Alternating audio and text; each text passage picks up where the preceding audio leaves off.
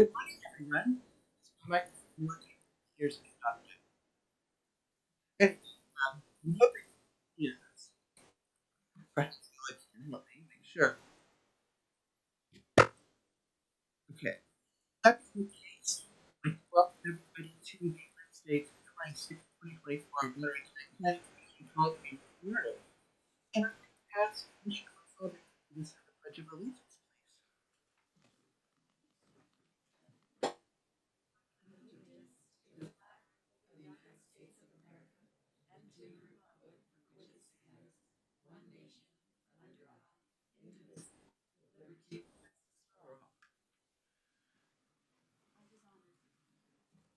Okay. Uh, the next item is the roll comment. Please call with us.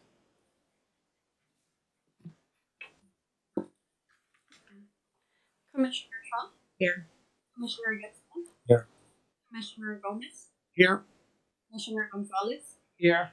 Commissioner Ward, Commissioner Mendoza, Here. Commissioner Green, Commissioner Roberts, Here. Commissioner Gonzalez, Here. Commissioner Daniels. Here. Here you have the floor. Thank you. We have a full house. Thank you, everybody. Now is the time to ask our secretary to make sure everyone knows how to participate in the hearing remotely. Ms. Brady, would you run us through those directions, please? Yes, thank you. I'm going to just wait 1 second for the slide to come up in the presentation.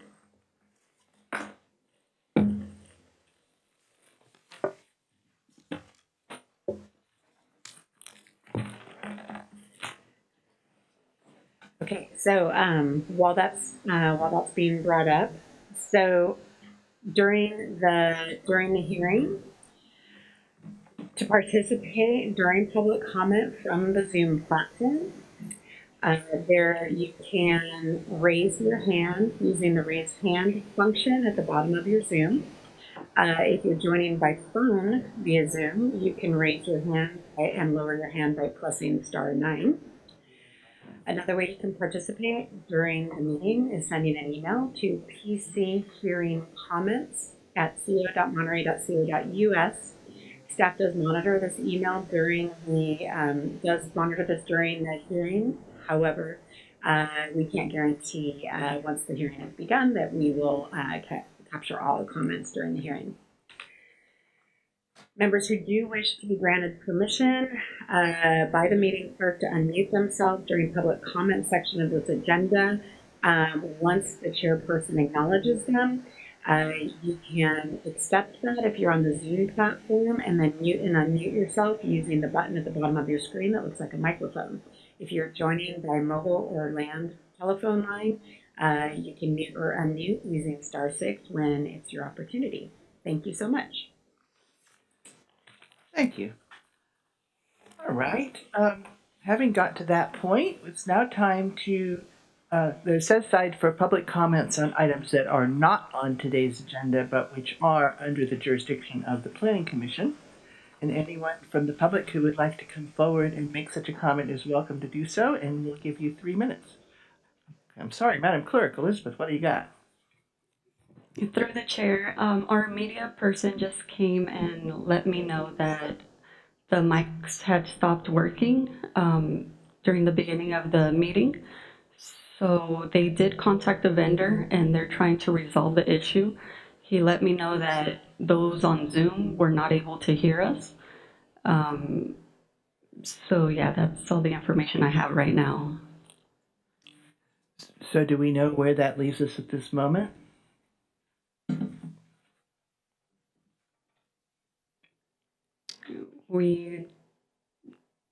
I can try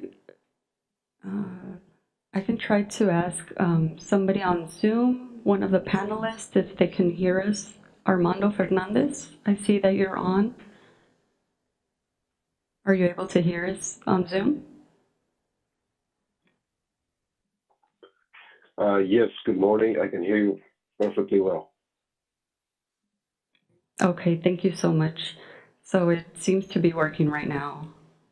Thank you, and I'm sorry to everyone who is participating remotely that they were not able to hear the first part of the meeting. I'll give you a quick recap, which is that we called to order.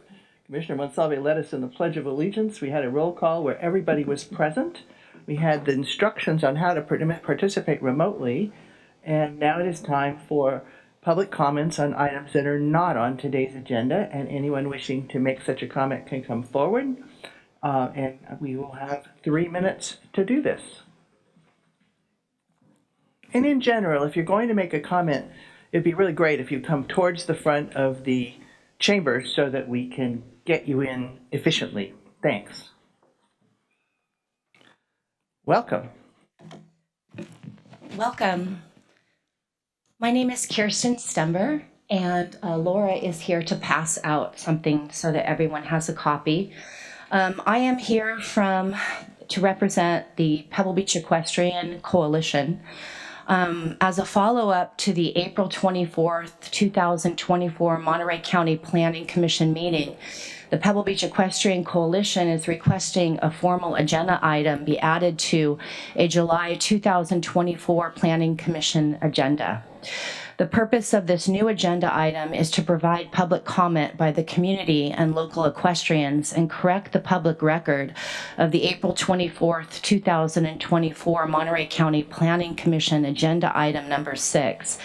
The Planning Commission staff verbal report that the Pebble Beach Equestrian Center was not historic.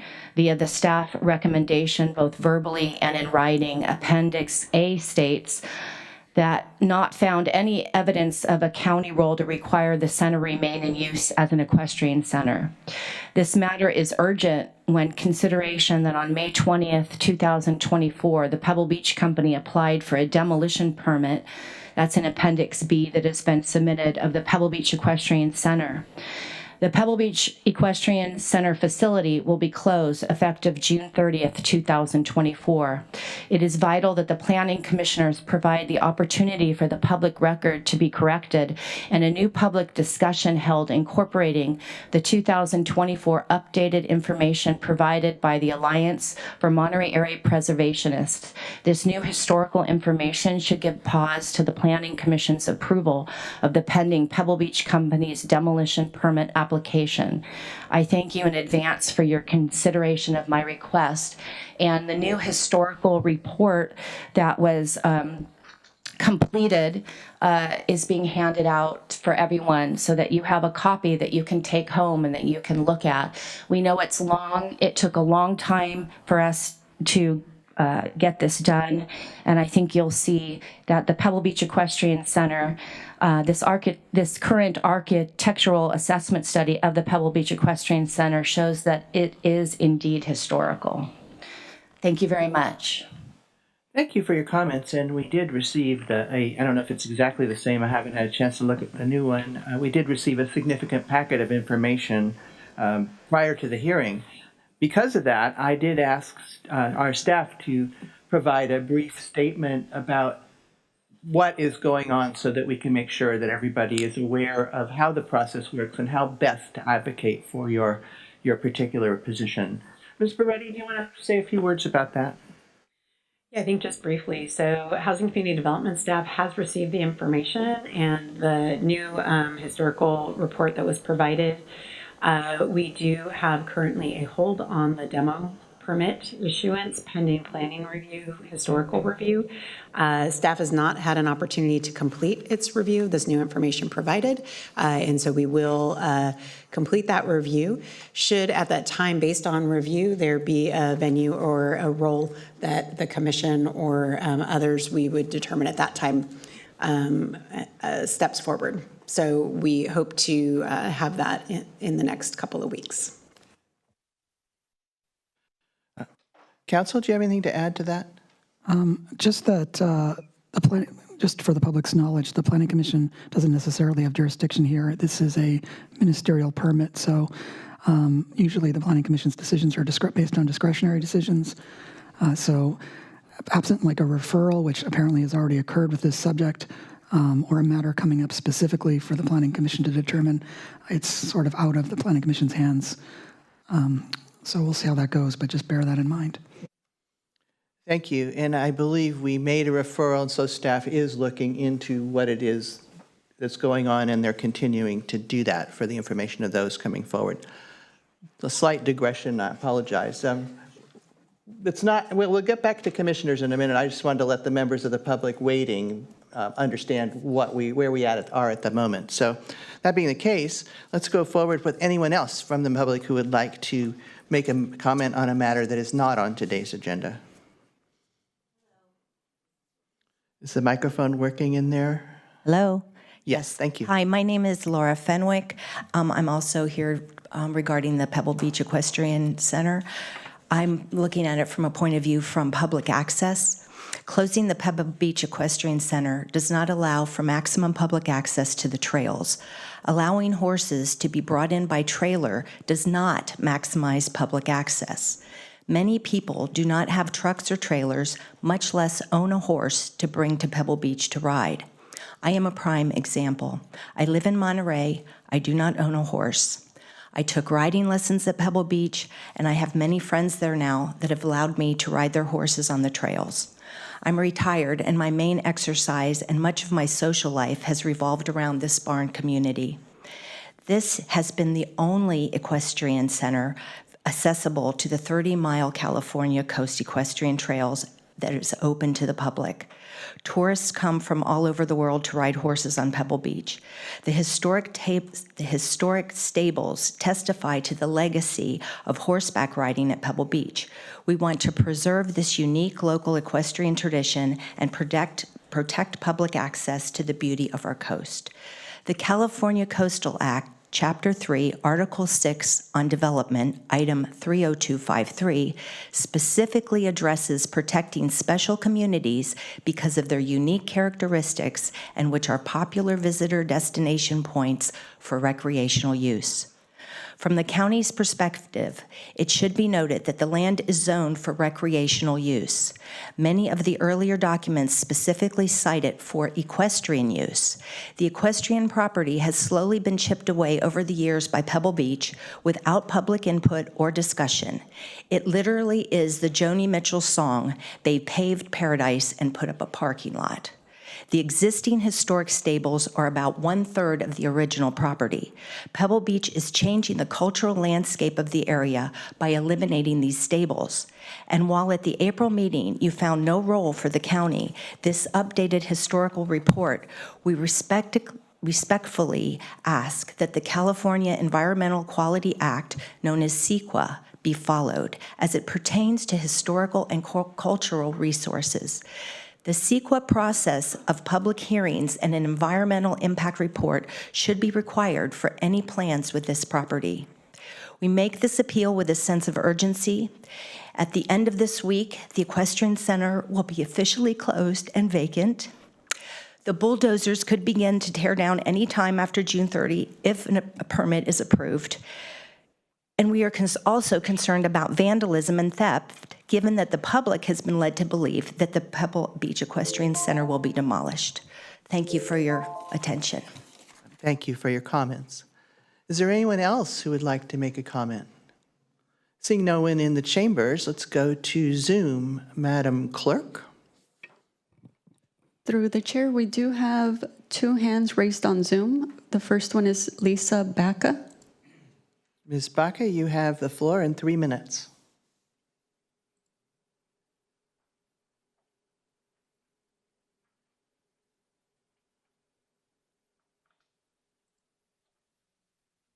Lisa, you should be seeing a prompt on your screen asking you to unmute.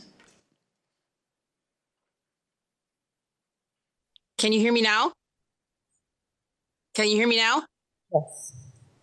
Okay, good morning, commissioners. I am challenging the April 24th staff report on the Pebble Beach Equestrian Center. There are legal requirements that the county does not appear to have complied with.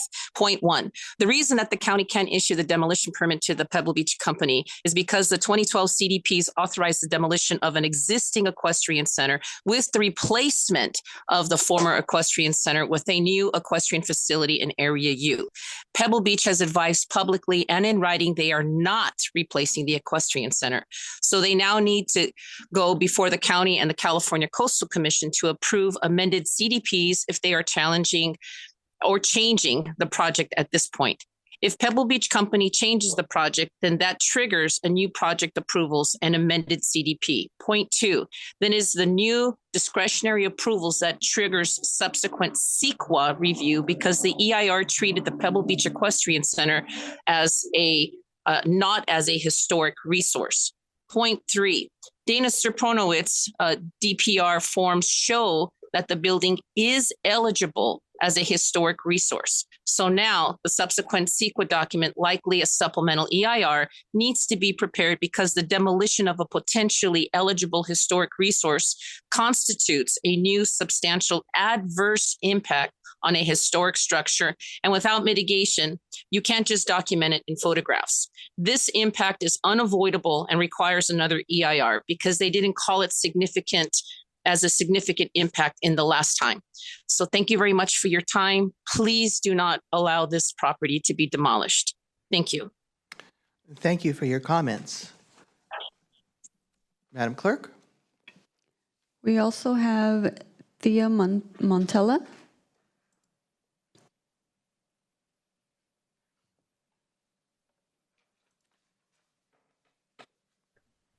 Hi, good morning.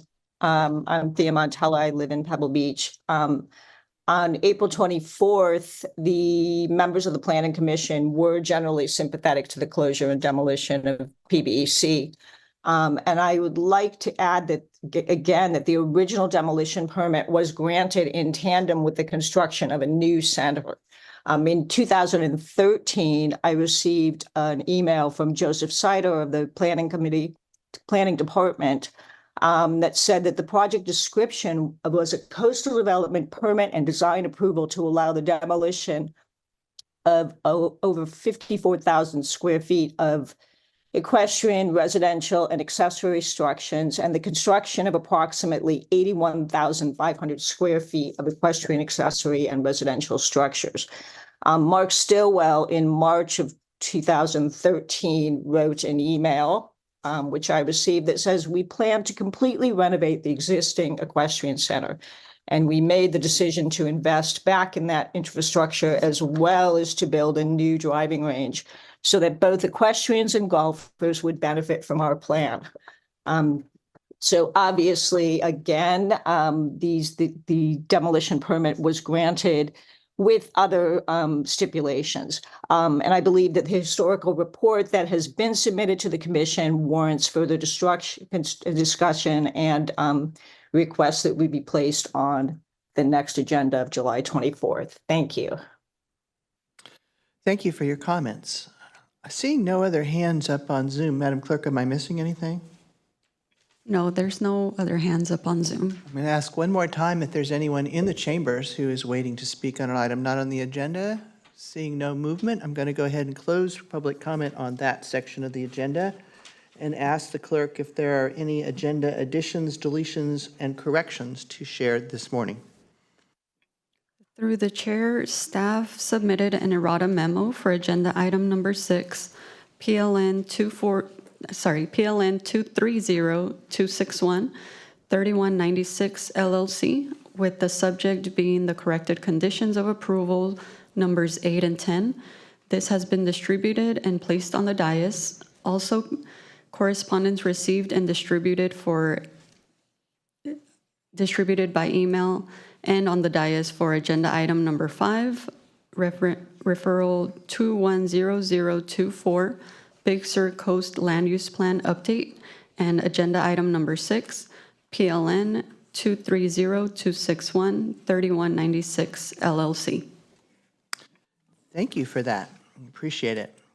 This is the time for commissioner comments and requests. So I'm wondering if anybody has any of those. Commissioner Shaw. Thank you. I was hoping to see if staff had an update on the letter that was supposed to be sent to the North County LUAC member that had been previously been on the agenda for removal. I had a LUAC member reach out again a few days ago, expressing how urgent it was that this matter was put back on the agenda and the disruption to the LUAC if it was not handled soon. If I may, through the chair, yeah, that letter is drafted and it is on my desk just for final review, and I'm trying to get back to it. So I will finish that by the end of today so that that letter can be sent. Through the chair, and can then we put this on the agenda, a date to be determined, please, just because we know it won't take more than a few days to get there. I will, I'm not prepared to say what date that would be. I'll need to work with we will plan to agendize it as soon as possible based on the mail and the timeline included in it. So we will get it on the next nearest possible agenda based on that timeline. Thank you. Yes. Commissioner Daniels? Thank you.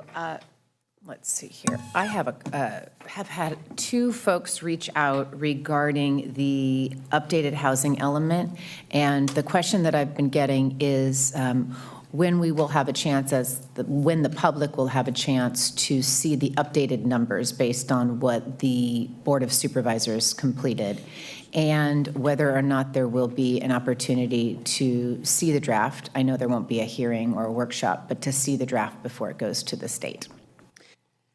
Thank you. Yes, so staff is working on those updates per that direction and intends to post the public draft either 7 or 10 days prior to submittal to the state. I apologize, I forget which one. 7, I believe, for public to see it, but we won't be, as you indicated, taking any public comment at that time to be incorporated. It'll then go to the state, and then once we receive comment back from the state, we will take all public comment and the state's comment, produce an updated revised draft housing element, which then will be, again, available for public review. Any other members of the commission? Commissioner Shaw? Thank you. Commissioner Daniels, I remembered something now that I wanted to ask about.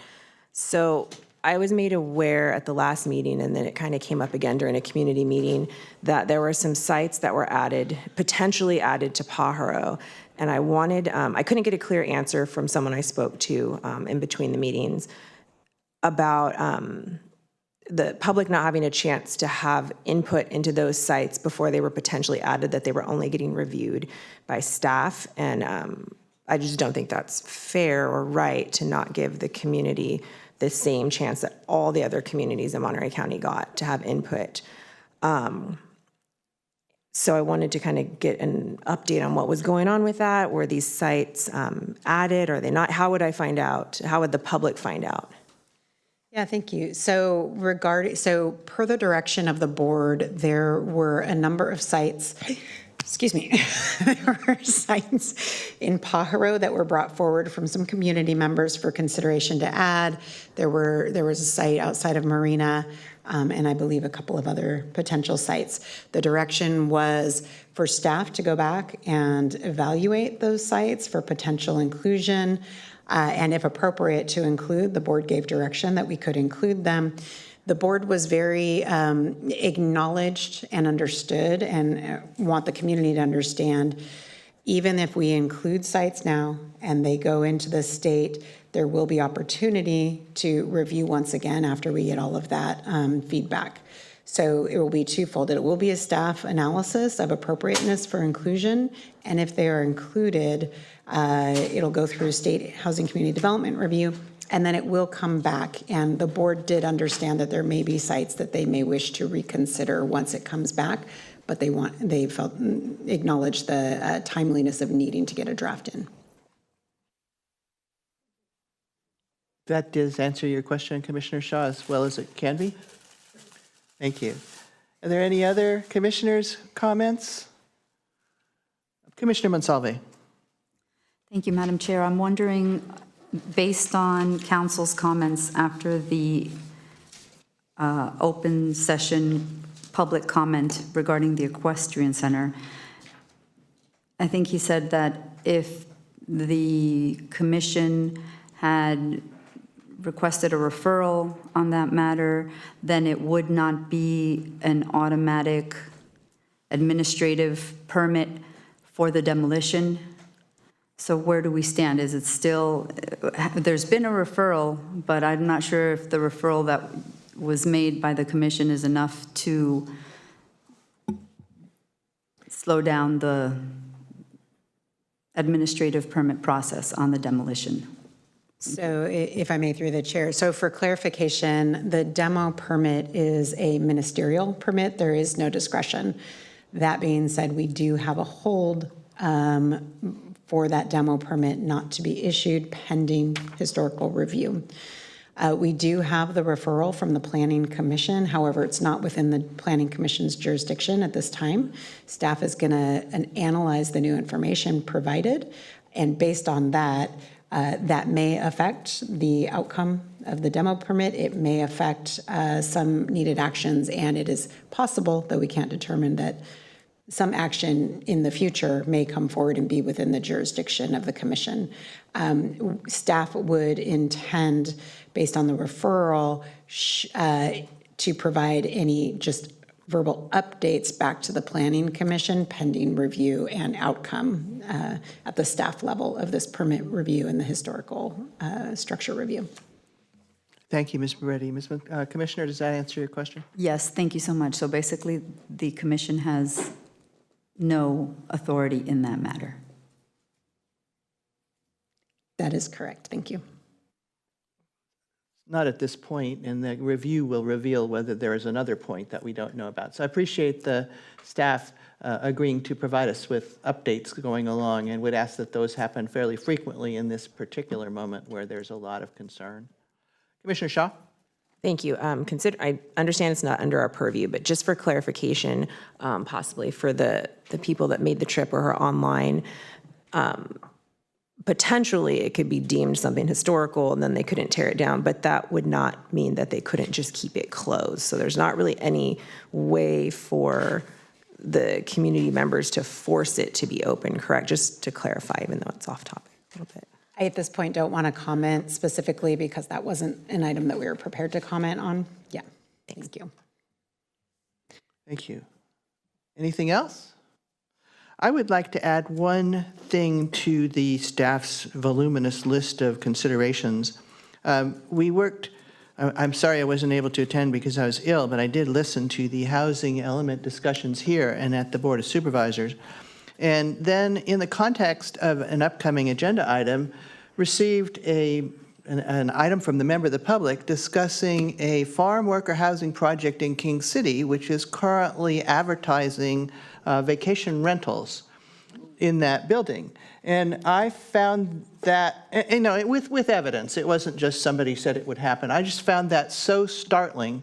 I wanted to make sure that that item, which wasn't specifically attached to either the vacation rental ordinance discussion or the housing element discussion, be included in both of those records as a consideration, because I think it was not something I even conceived of, and I don't believe it's something that any of us think would help in either of those situations, even though it is important for King City to have opportunities for economic development. This seems to me not appropriate.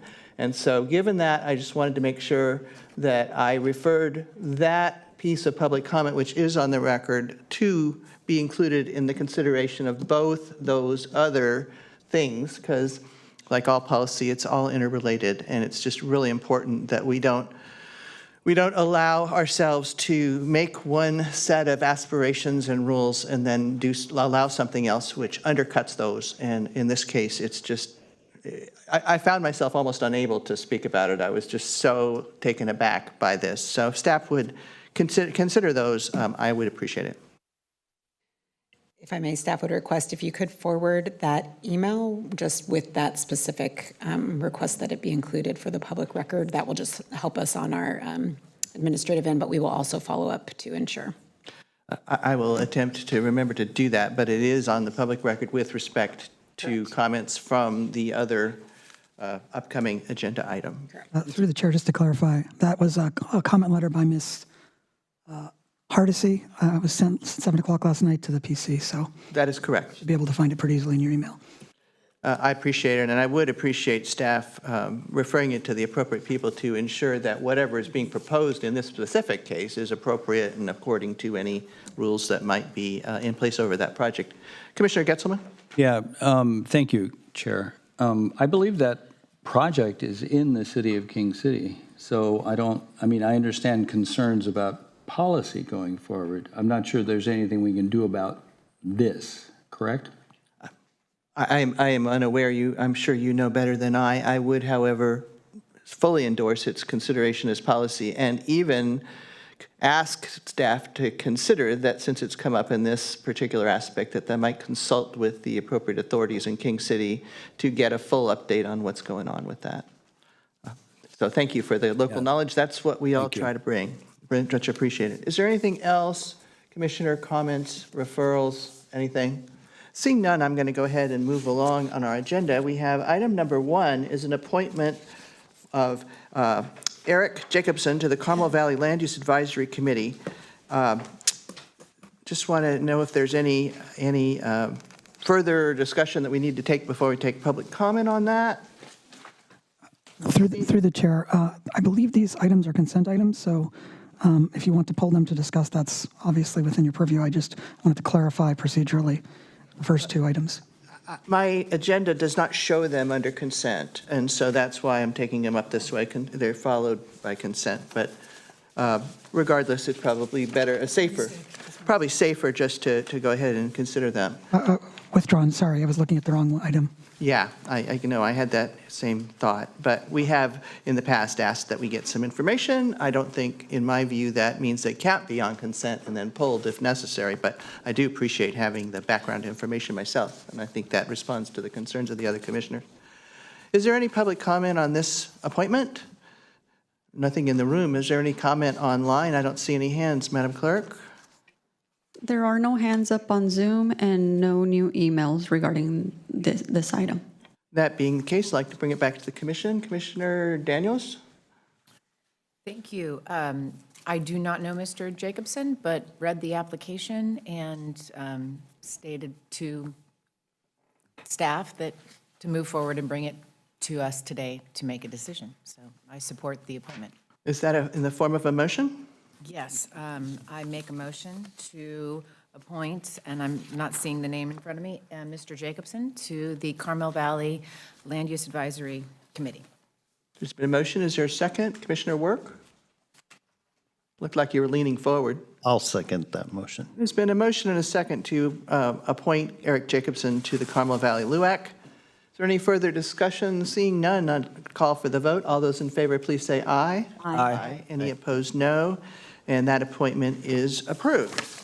Item number 2 is the appointment of Christopher Sawyer, also to the Carmel Valley Land Use Advisory Committee. I'd just like to say congratulations to the committee for the recruitment efforts. I think that is a model and a fine thing in public involvement, and I'm really happy that see these come forward. Is there any public comment? Anybody like to speak on the matter of this appointment? Seeing nobody in the room, I don't see anybody on Zoom. Madam Clerk? There are no hands up on Zoom and no new emails regarding this item. Thank you very much. That being the case, Commissioner Daniels? I'm also very happy to appoint or move. Let's get you on the microphone. Move to appoint Christopher Sawyer to the Carmel Valley Land Use Advisory Committee. Is there a second? Second motion. Commissioner Mendoza seconds that motion. Is there any further discussion? Seeing none, I'm going to call for the vote. All those in favor, please say aye. Aye. Any opposed, no. And that appointment is also approved. Thank you very much. That brings us to the approval of the consent calendar. Does anybody want to say anything about the consent calendar? Commissioner Shaw. All right, thank you. I have some questions. Can I ask questions during this? No, what you would do right now is to pull an item from the consent agenda, and we would, at that point, my discretion would be to place that at the end of our regularly scheduled agenda. I would like to pull number 3, please, because I have some clarifying questions. Okay, so based on that, number 3 will be removed from the consent agenda and placed at the end of the regular agenda for discussion today. Any further requests from the commission? Commissioner Daniels. I'm just having trouble finding my actual agenda, but is that the capital improvement program? No, that would be the Pajaro River levee improvements and general plan and et cetera item. Item number 3 on our agenda. Okay. You know, I'd like to pull the capital improvement program just for one question, if possible. Thank you. Based on that, we're going to go ahead and pull the item number 4, the County of Monterey's Capital Improvement Program, and place that on the end of our agenda. Since that includes everything on the consent agenda, I'm going to move forward directly since there's no need to approve nothing. I know, that's not the elegant way to state it, but, okay. And just for the benefit of the commissioners, I'm putting it at the end of the agenda because people may not have been prepared to address it. And so that gives staff time to regroup and bring forward anything they might want to add to the discussion. Okay, that brings us to our regularly scheduled matter. Ms. Beretti? We have staff available for those items if there are questions. I'm preferring, my discretion is that we'll do it this way. Okay. I think it will really work better with our agenda. We've got people waiting, so. Okay. And both of those discussions might take some time. All right, that brings us to the regularly scheduled matters, first of which is item number 5, which is REF 210024, which is the Big Sur Coast Land Use Plan Update Workshop. Just like to say at the beginning that we will proceed with this as we have done in the past as a staff report, and I would just say that we've set a time of no more than 2 hours for this work today, since it's an ongoing effort and we need to have some way to put our arms around the scheduling of agenda items. So keeping that in mind with everybody who is interested in participating in this discussion. And with that said, I'm going to turn it over to staff. I think Mr. Price is prepared to lead us through this part of the workshop. Mr. Price?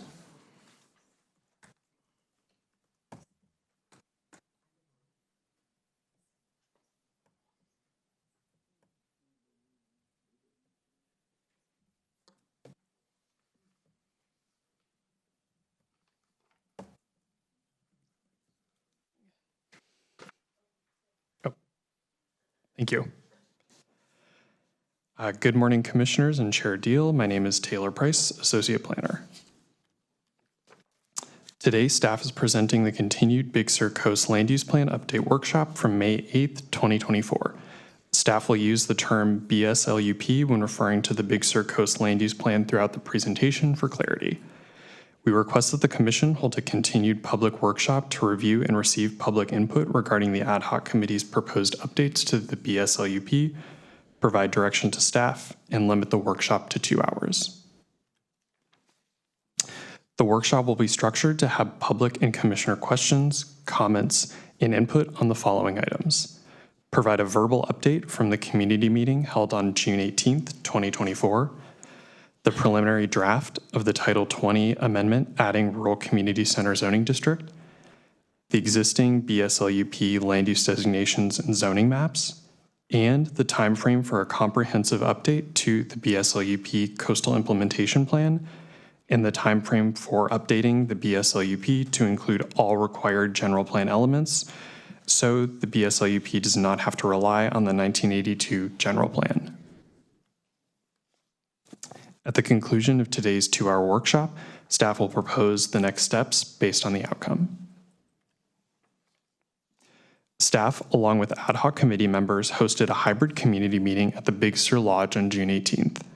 The meeting began with a discussion of the Rural Community Center land use designation, including its current status and future prospects in Big Sur. There was a discussion of how to promote housing for Big Sur community members, with some specific options, including expanding the Rural Community Center, creating an affordable employee housing overlay, building ADUs, JADUs, and caretaker units, and other potential options. The third topic, which the community meeting did not have time to discuss, was the definition of visitor serving units and how to evaluate them. The original 1986 BSLUP created 4 areas with the Rural Community Center land use designation: the Big Sur Valley, Lucia, Pacific Valley, and Gorda. These areas have a land use designation of Rural Community Center but have varying zonings, which in some cases causes contradictions between the land use designation and the zoning district. The land use designation is the guiding criteria, and where the land use designation and the zoning are different, the land use designation governs. The Rural Community Center zoning district was envisioned to be adopted after the BSLUP was certified by the California Coastal Commission. However, it was never implemented. The ad hoc committee wanted to carry forward the original intent, which was implementing the Rural Community Center zoning district. For consistency, the Rural Community Center zoning district would apply to all areas that have the Rural Community Center land use designation. In almost all cases, the existing zoning districts are more permissive than the proposed Rural Community Center zoning district. The Rural Community Center zoning district is intended to encourage uses for the visiting public and residents, while also encouraging that new uses have a less than significant impact on Highway 1 capacity. The proposed preliminary draft of the Rural Community Center zoning district, adding Chapter 20.23 to the Monterey County Code, would encourage both employee and affordable housing to ensure all individuals who work in Big Sur are able to be housed in Big Sur, to minimize impacts on Highway 1 capacity, and to provide housing to strengthen and appropriately house the Big Sur community. Staff would like to point to Exhibit C, which provided a detailed updated crosswalk between the proposed preliminary draft Title 20 Rural Community Center zoning district and the existing Title 20 zoning districts. Staff wanted to ensure that the language in the proposed Rural Community Center zoning district was clear and that the location in the Monterey County Code of the original language was transparent. We will pause now to receive any questions, comments, or input related to the preliminary draft of the Rural Community Center zoning district. Thank you, Mr. Price. As a clear explanation of a complicated thing, and I, for one, appreciate it. Commissioner Daniels? I have one question, and then I do have some comments after the question. But in an earlier slide, you had said that the land use designation governs where there is a lack of clarity in terms of the zoning. If you could just use for me the example of an item that came before us before, which was the Blaze Engineering application that folks might remember. I remember us having and it might not be you, Taylor, it might be Melanie, I recognize that. But we had this very issue come up for us where there was a zoning category or a zoning classification, and it was in the rural community center, and we went back and forth about what will and will not be allowed. The reason I ask this question is because if the land use designation governs, what is the need to clear up the zoning differences in the various areas? What are we trying to, what's the problem we're trying to solve? Yeah, so if I may, through the chair, I'll try to answer, and then Melanie can back up if there's anything additional to add. But so if there is that inconsistency, even though the land use designation does govern, if the zoning is inconsistent with that, it can create some issues where, while the land use designation is kind of the overarching kind of description, zoning generally tends to be more like the nuts and bolts and kind of the detail. And so if that detail is missing, it can be a little confusing and then also create issues for staff when conducting their analysis. And if I remember correctly, now that you're saying this, something else is being triggered. In the original LUP, is the Rural Community Center a land use designation, or is it something different? And is that one of the changes that's being proposed? Yes, so through the chair. So in the original LUP, the Rural Community Center wasn't clearly a land use designation. It, I believe, was referred to as a special land use category. And so the update is proposing to clarify that by being very clear that the Rural Community Center is a land use designation as a part of the LUP. Okay. We let Ms. Babretti did lean forward. Did you have something? No, she didn't. Never mind. Please proceed. Okay, and so if you could go back to the slide that talked about what we sought to accomplish at the community meeting. Thank you. I just wanted to share with my colleagues, because this was like an aha moment for me, and it's how this all ties together. And it's something that occurred to me as I was actually driving to this community meeting. And it was during the week, and traffic actually, in fact, was not that bad in Big Sur that day. And it was, okay, I take it back. This was not going to the community meeting. This was going to a meeting where we had 2 California coastal commissioners coming to Big Sur. And unfortunately, it was a day that traffic was not that bad. And I approached the location where the meeting was being held. It was at Pfeiffer State Park at the lodge. And as I was approaching the lodge, you see the signs. Whenever the campground is full, there's a big sign that says campground full. And there are, a couple hundred, few hundred campsites, which equates approximately, 1,000 to 1,500 people at that location in that park at that very moment. And there was no impact on the highway. I mean, there was nothing that I could see that was impacting traffic on Highway 1. And the reason being is because those are rustic campsites, and that's a category in Big Sur, rustic campgrounds. And it's a category that's unlimited. You can have an unlimited number of rustic campgrounds.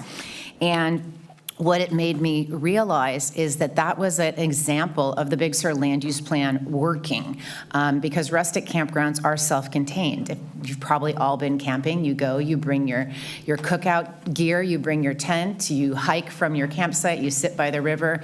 And so it was a great example of the land use plan working, and we allow an unlimited number of those types of sites. And the reason I bring that up is because in this conversation and throughout this whole process, we have heard from the community quite a lot about visitor serving units, and we have been struggling to figure out how to clarify and make work a particular table called Table 1 in the land use plan. And that's because different types of visitor serving units have different allowances based on the impact they have on things like Highway 1.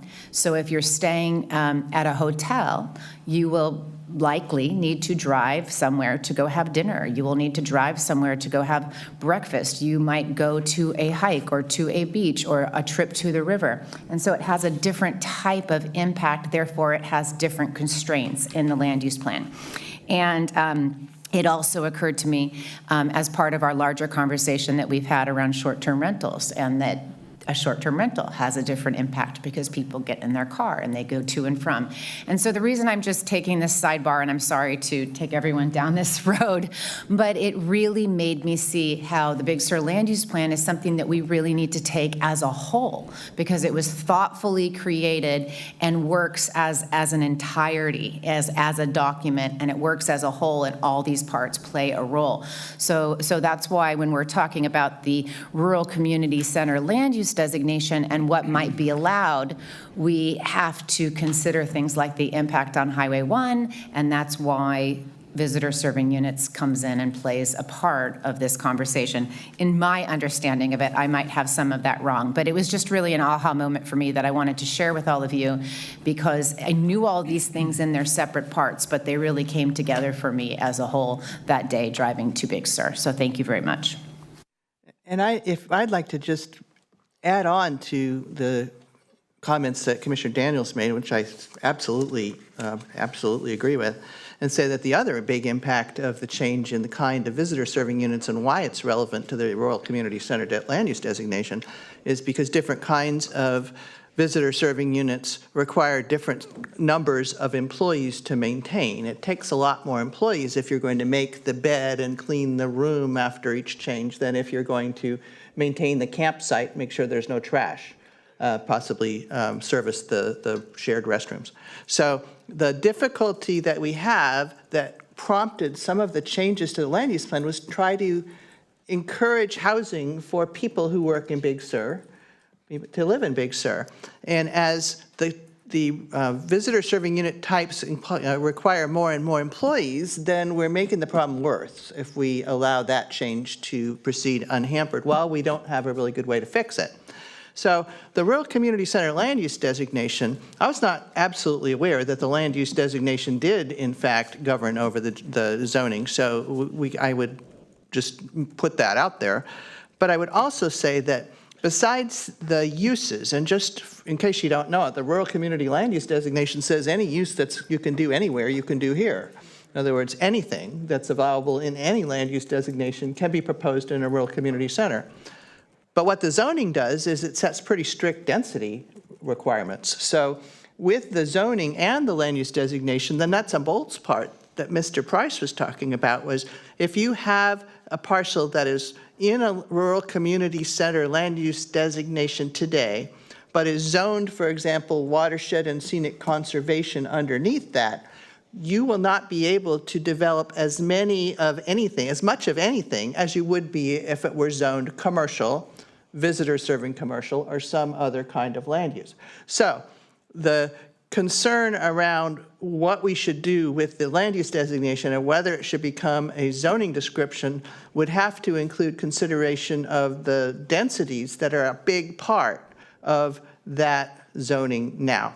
And so it makes it very difficult to figure out what's the best way to do this. And it may be that the change necessary has to do with clarifying which governs what part of a application, rather than making the rural community center the zoning, perhaps saying what it does cover and what it doesn't cover, to allow us to maintain that carefully and painstakingly and totally geeky discussion of density, which is what is meant to preserve Big Sur from the kinds of development that happen in other locations where you have concentrations of, for example, three-story hotels or employee housing that's in multi-family units, and would not be consistent with the character people perceive Big Sur has and would like to maintain. So I really can't say enough that it's a complicated issue.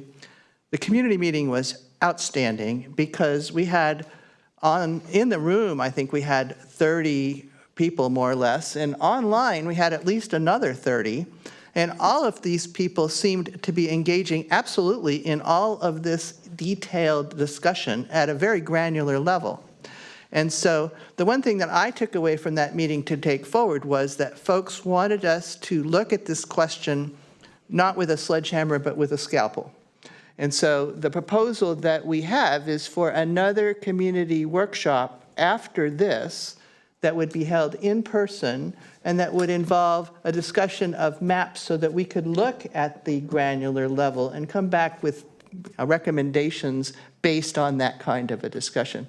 And that was a takeaway for me, is that really and truly the general statement may need to come after the specific discussions of each place to see where we have folks who can't do something they want to do that everybody wants them to do, or people who are doing something that they think is a good idea but others do not. So I hope we'll get to that, and I just don't mean to take up all the airspace, but that's kind of where we are today, what that workshop is today, and what I would anticipate hearing from the public as we go to them. Any other commissioners want to weigh in on anything? I know we talk a lot, but we spend a lot of time, so got to give us our moment, as I think Ms. Beretti said the other day. Okay. If there's nothing else from the commission, I'd like to go ahead and open public comment on this workshop to discuss the Rural Community Center land use designation and proposals for zoning. And look, we have a member of the public coming forward, and you will have 3 minutes. Welcome. Thank you, Chairman Deal and fellow commissioners. My name is Trey Kropp. I'm a local of Big Sur, California. And some of the things I guess I wanted to dive into more detail about was the Title 20 draft. And we had an excellent community meeting that our community really was stoked that you guys came down and did that for us. And we didn't get a chance to dive into the details of Title 20 draft. And it was provided for us to look at for this meeting. And I think that in the next meeting, we really need to make that part of it. We need to go line by line. And there's something I want to point out is you either have an administrative permit or you have a coastal development permit needed for the development. And the administrative permit has something listed here, single room occupancy facilities up to 20 beds, a rooming house or boarding house up to 20 beds. So that kind of development seems quite large for Big Sur to not need a coastal development permit. There's the assemblages of people for the coastal development permit that could be in excess of 10 days of large assemblies of people. Doesn't seem appropriate for Big Sur. Ridgeline development would be allowed under Title 20. Zoos or zoological gardens would be allowed. Wireless communication facilities would be allowed. And then also the affordable housing, single room occupancy facilities, rooming house and boarding house again, all under Title 20. I think we really need to dive into each of those because a lot of them just don't seem appropriate for Big Sur. Thank you. Thank you, Mr. Kopp. Much appreciated. Is anybody else in the room who'd like to speak on this matter? I don't see anybody leaping to their feet. That being the case, I'd like to go ahead on see what's happening online. Madam Clerk, I don't see any hands up. Am I missing anything? Aha, I do see now. Yes, we have 2 hands up on Zoom. The first one is Marcus Foster. Mr. Foster, you have the floor in 3 minutes. Thank you so much. Can you hear me okay? Yes, sir. Yes. All right. Thank you so much, Honorable Chair and Commissioners. I've given this a lot of thought since our community meeting about the potential expansion of the RCC. And I'm strongly opposed to it. I think it just opens up the potential for all sorts of commercial development. I know that Chair Deal had mentioned that it was the county attorney at one time didn't think that there could be a housing overlay, and that might have changed in that area, which is really what we're trying to do, is trying to find more affordable housing for people that want to live in Big Sur. But having the RCC fall under the Title 20 zoning ordinance just opens up so much commercial potential. And, we're seeing even commercial development happening now in Big Sur outside of the visitor serving commercial and RCC zone without any sort of enforcement. I was made aware of another private property residence that's hosting a large, some sort of Big Sur Freedom Festival, and they've basically converted their private property into a commercial business and retreat. I think if there's not enforcement of what's happening now, you're just going to continue just more private properties and residences turning into these types of businesses. We've talked about the conversion of campsites, into this high-end glamping, kind of like luxury rooms. This would only, increase the need for more employees. So I think it's critically important that we get that right and not allow this conversion to continue. And I think these commercial businesses outside the RCC too are also, are going to need for more employees and more housing. And none of these places that are doing this type of commercial activity have coastal development permits. I was made aware of that on a red tag violation at one of these places that does large wedding events recently. They developed a coastal bluff and put in decks and changed garages into guest rooms. And that's all because they're increasing their commercial activity there. So it's just critically important that we have enforcement of the current land use plan in order to protect Big Sur. Thank you. Thank you, Mr. Foster. And I see one more, Madam Clerk. Yes, we have Michael Linder. Mr. Linder, you have the floor in 3 minutes. Thank you, Planning Commission, for this opportunity to speak. Just big picture, I was thinking about this Big Sur land use plan as how it relates to me as a community member and what other people in the community want. And, ultimately it's going to be evaluated not on that criteria, but in terms of how it ensures public access and how it protects coastal resources. So if we're going to change the RCC zoning or create an employee housing overlay, I think it's really important to ground those changes back in those two principles. And as you know, the Big Sur Land Use Plan talks about the community itself as a primary resource, and the community, its traditional way of life as a resource that also protects the other resources. And so I would propose that we add language that specifically references that as a community, as a resource, and that's why we're making these changes to RCC or the overlay in order to protect the community as a coastal resource. I think that's a unique feature of this land use plan, and I want to make sure that when the Coastal Commission evaluates this, they understand the reasoning and it's grounded in that. And obviously, there's a section in the Coastal Act as well, 30253, that talks about protecting special communities. So I think that's important. Second point I want to make is, I think to a certain extent, we need to decouple the concerns about over-tourism from land use. And I think that's an unpopular view. But I think tourism is primarily driven by factors other than land use. I think if today we established a full moratorium on all development in Big Sur, I think the 6 million people that CABS counted would still try to come down here. And so that doesn't mean we should throw up our hands when it comes to land use.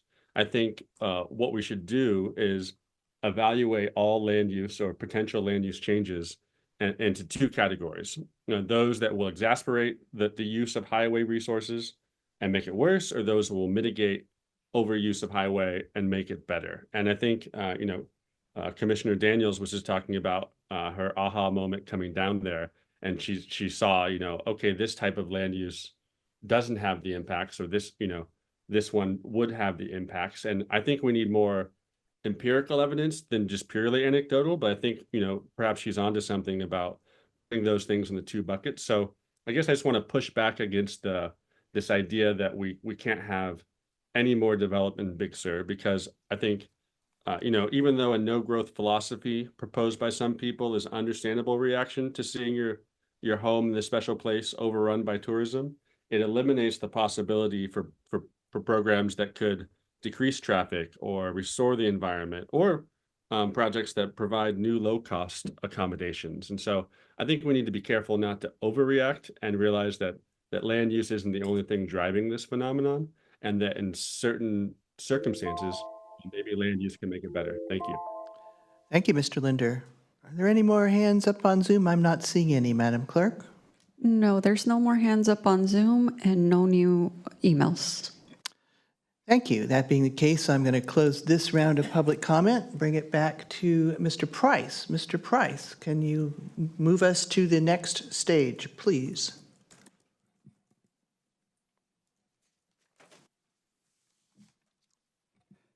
So we have published a GIS mapping application on the BSLUP update webpage that has all current land use designations and all zoning districts in the Big Sur Coast planning area.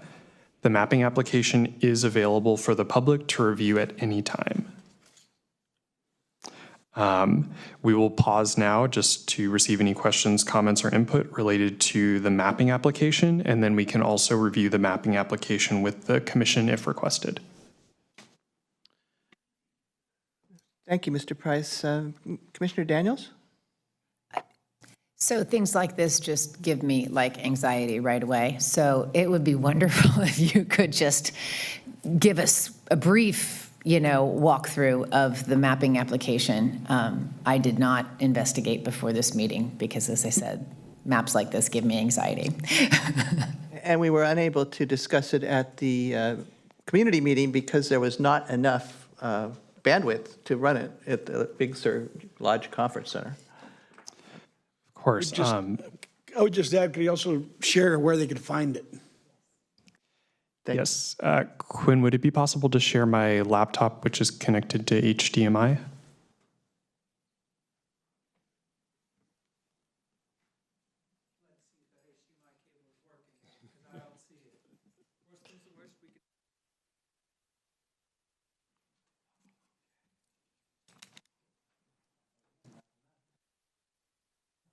I guess I should have said technology like this gives me anxiety, not the map itself. Important clarification. Thank you. Thank you. So just to kind of orient everyone, this is the Big Sur Coast Land Use Plan Update webpage on the county's website. So from here, you can click on this link, which I'm hovering over, which is the Big Sur Coast Land Use Plan, Land Use Designation and Zoning Mapping Application.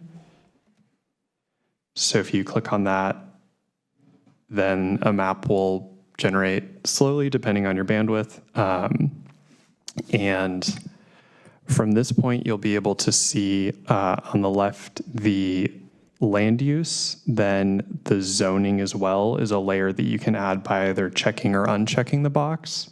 And you can do that for the land use as well if you just wanted to see the zoning. I'll zoom in just to the Big Sur Valley, and I did add some labels just to kind of clearly note which mapping area these are from. And then additionally, if you would like to kind of get more detail on the origin of the original maps, you can click on these three little dots and scroll down here and click Show Item Detail, which will take you to another web page. And then this will show you the original map from the Big Sur Land Use Plan. So this has kind of the historical documentation as well as the actual like GIS layers too, just to provide that full breadth of clarity and historical knowledge. And maybe I'll pause here just to see if there are any commissioner or public questions. So just for the purposes of illustrating what we just discussed, could you show us, blow it up into some place where we can actually see some detail and show us a rural community center and then the zoning? Of course. So this is the Big Sur Valley North Rural Community Center. So you can see the Rural Community Center land use designation is red. So I'm going to uncheck the land use and then check the zoning, which will hopefully come up in a second. There we go. So you can see the this area, the zoning is VSC, so visitor serving commercial. I can move also down to Big Sur Valley South. So check the land use. So you can see the red here is Rural Community Center land use designation. Uncheck that, check the zoning. And so you can see this is where there's a lot of mix. So the one area up here is public, quasi-public zoning district. This is coastal general commercial zoning district. And then this is visitor serving commercial. And you'll note here that this does not match the rural community center land use designation. So that's also some inconsistency where the land use designation does not map on to the zoning. Thank you. I appreciate that. Does that answer your question, Commissioner? Okay. And Commissioner Gomez, did you figure out where that was? I figured it out. Outstanding. All right.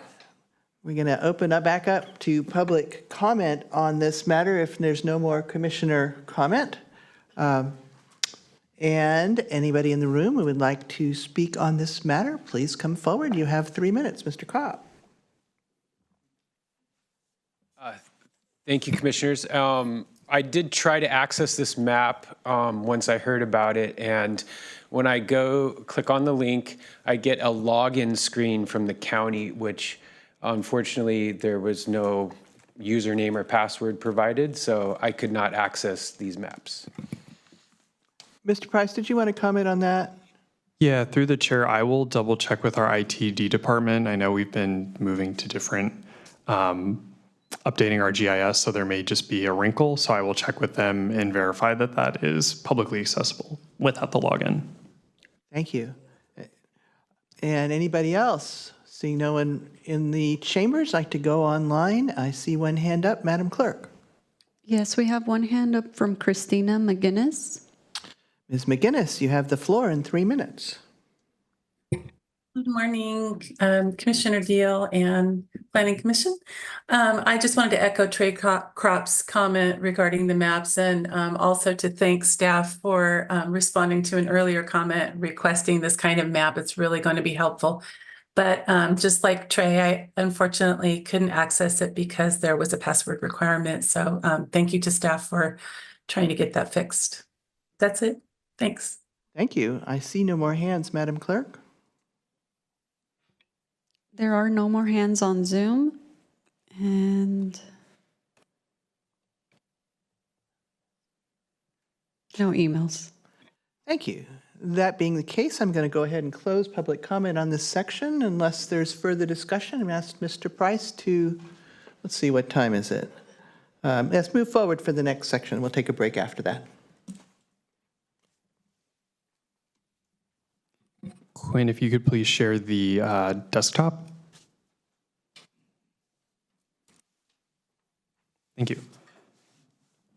So the BSLUP currently relies on the 1982 general plan for the required general plan elements that are not addressed by the BSLUP.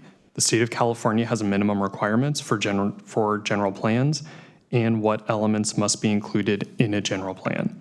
As a part of the update process, we could include all required general plan elements in the BSLUP so it would not have to rely on the 1982 general plan. Additionally, the original project scope for the BSLUP update did not include updating the Coastal Implementation Plan at the same time as the BSLUP.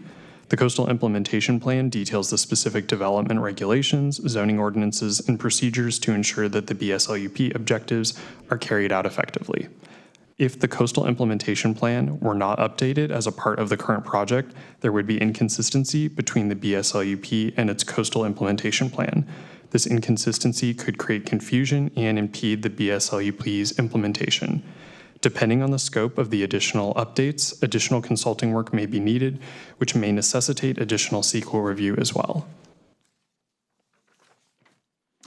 We seek direction from the Planning Commission that staff research the additional time required to update the BSLUP to include all required general plan elements. Staff is also seeking direction from the Planning Commission that staff research the additional time required to update the Coastal Implementation Plan as a part of the BSLUP update process. We would tentatively expect these updates to add between 6 to 12 months to the project's timeline. And staff will pause here to receive Commissioner questions, comments, and input. Thank you. And we'll go to the public as well. Commissioner Daniels? Yeah, Mr. Price, could you go back to the previous slide, please? So how is it exactly that we would make it so the Big Sur LUP doesn't rely any longer on the 1982 general plan? So currently the BSLUP is missing some of the required elements. And so as a part of the update process, we could include those required elements in the BSLUP that's moved forward to the Planning Commission Board and then Coastal Commission. So what does that look like? I should have thought about this before, but it doesn't rely on the 2010 general plan because that's inland. So it just becomes its own freestanding general plan?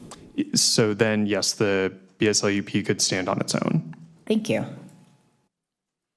Thank you. Any other comments from commissioners? I don't see any, but I would just put my inclination on the record that we do move forward to make the Big Sur Land Use Plan a standalone document, even though it will take extra time. And the reason I say that is because we see some of the issues that have come up based on the fact that we didn't do that last time. I mean, this whole discussion of the RCC and the zoning is because they didn't take this approach previously.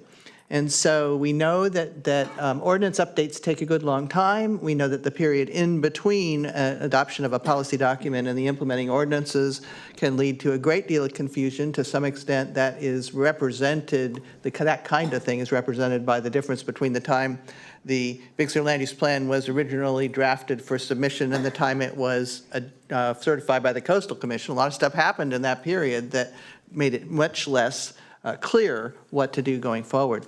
So I do think this is a good point, and we've debated it, as they say, cussed and discussed over the past 15 years, whether we should take this approach or not. And I would add that the elements that are missing from the current LUP include things like noise, environmental justice, larger issues that need to be addressed, and many of them have specific Big Sur considerations where it would be appropriate to clarify, even if we were relying on the 82 plan, we would need to have some clarifications that were specific to the Big Sur planning area in the land use plan anyway. So it seems to me we could get the benefit of clarity and the benefit of moving it all at once to have a unitary document that would be the one place to look. So I would personally advocate for doing the approach that Mr. Price outlined in his last slide. Secretary Beretti.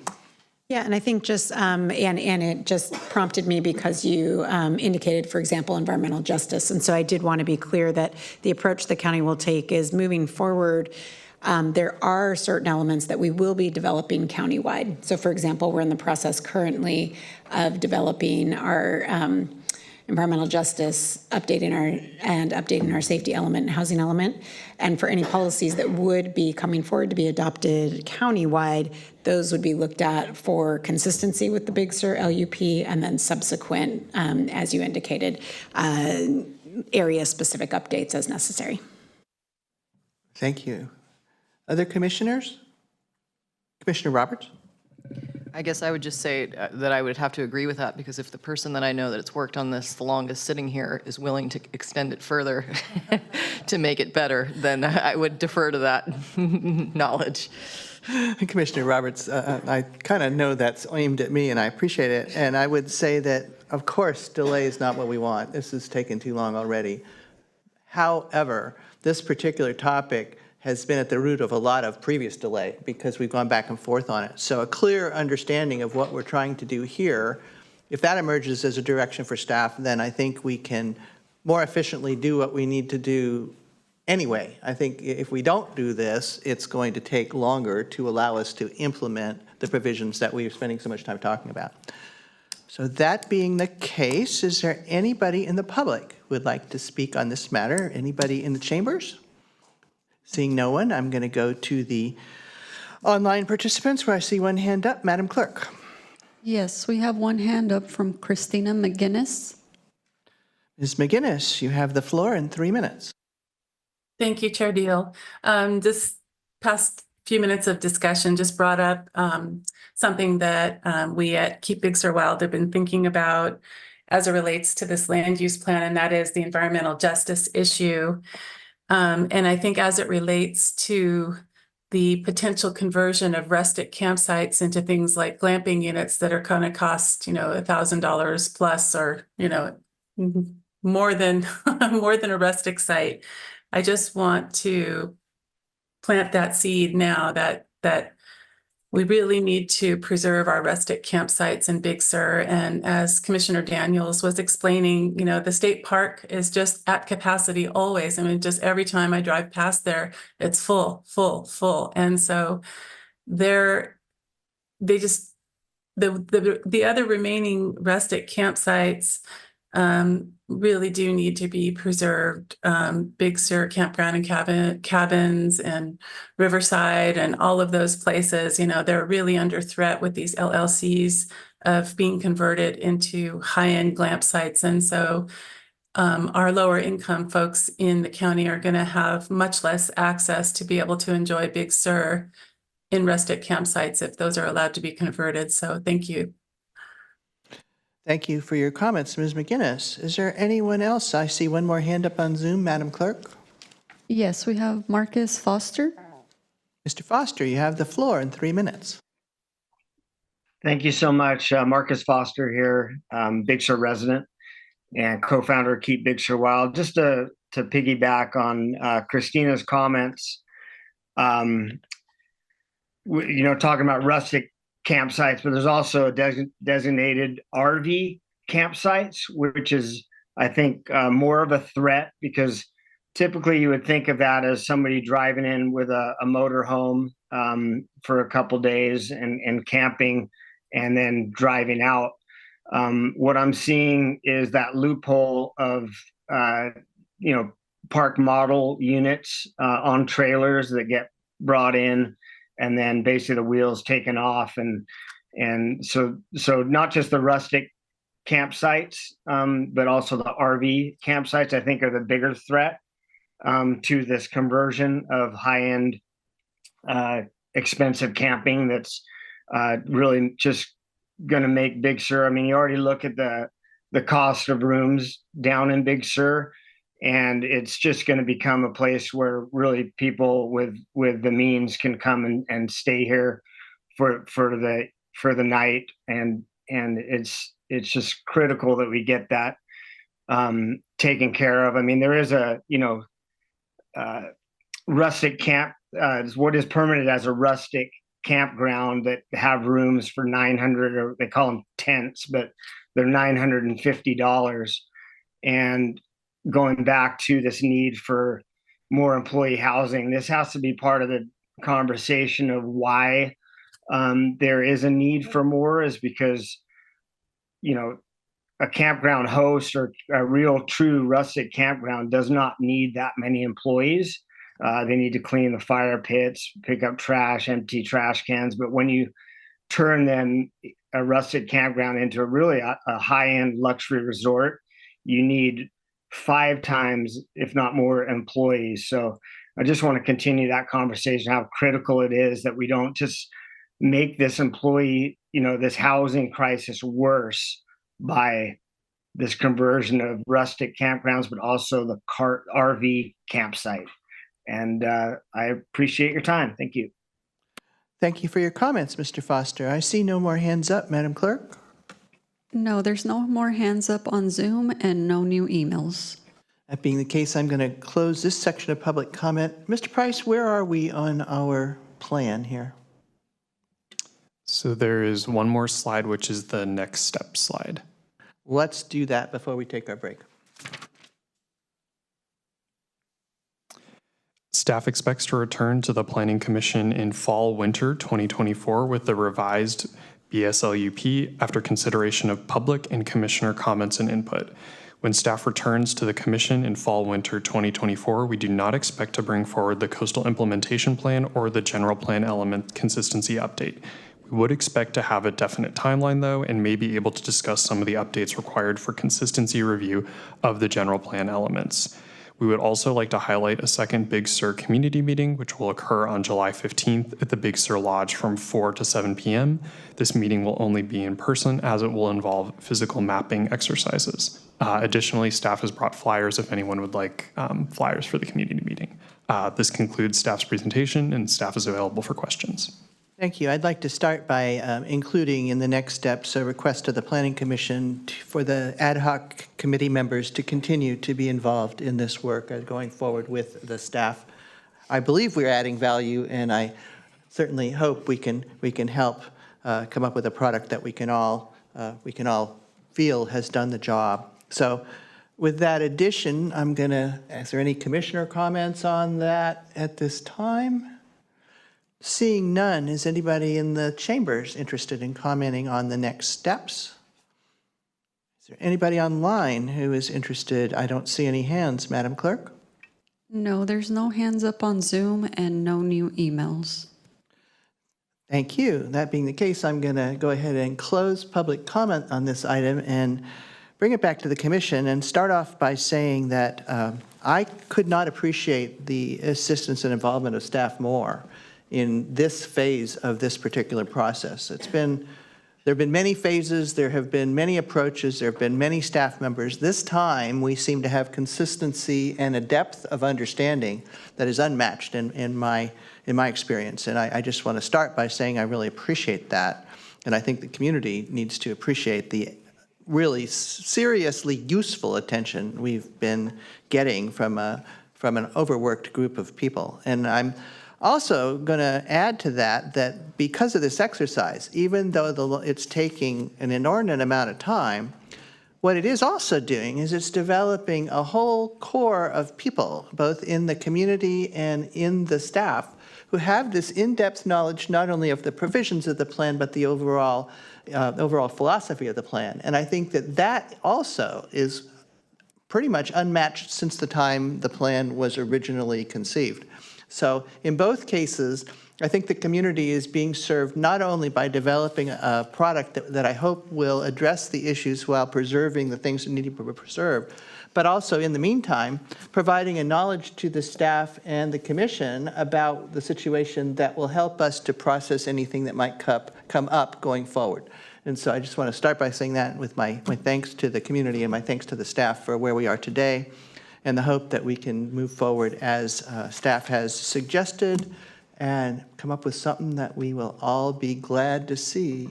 Commissioner Daniels, often you want to say something after I said something. No, I just, this is separate from all the wonderful things that you just said. I'm thinking about the timeline. And I have a specific question, but first I want to say that, I'm really happy to be working on the ad hoc committee, and I look forward to continuing to do that. And if all of you will continue to have Martha and I on that committee. But I also am understanding that this time at the Planning Commission, which it looks like there's almost an end in sight in terms of being at the Planning Commission, you can sort of see the future. This product will then go to the Board of Supervisors. And I really see this as our time, the Big Sur community's time with this plan, both when it's at the Planning Commission and when it's with the Board of Supervisors, because since this is Big Sur, and Big Sur is an international site that people from all over the world love, and many, many folks are interested in, invested in Big Sur, that once it gets to the Coastal Commission, it's almost like that's going to be a conversation that's beyond all of us. And so I just wanted to reiterate how important it is that we're doing this really good work now, and we'll continue to do this work while it's with Monterey County, because it feels to me there will have to be a certain amount of letting go once it's out of our control. And so I think that's why this approach that we've been taking is so important, and the time we're putting into it is so important. And so I just really appreciate everything that the county's doing in terms of investing this kind of time.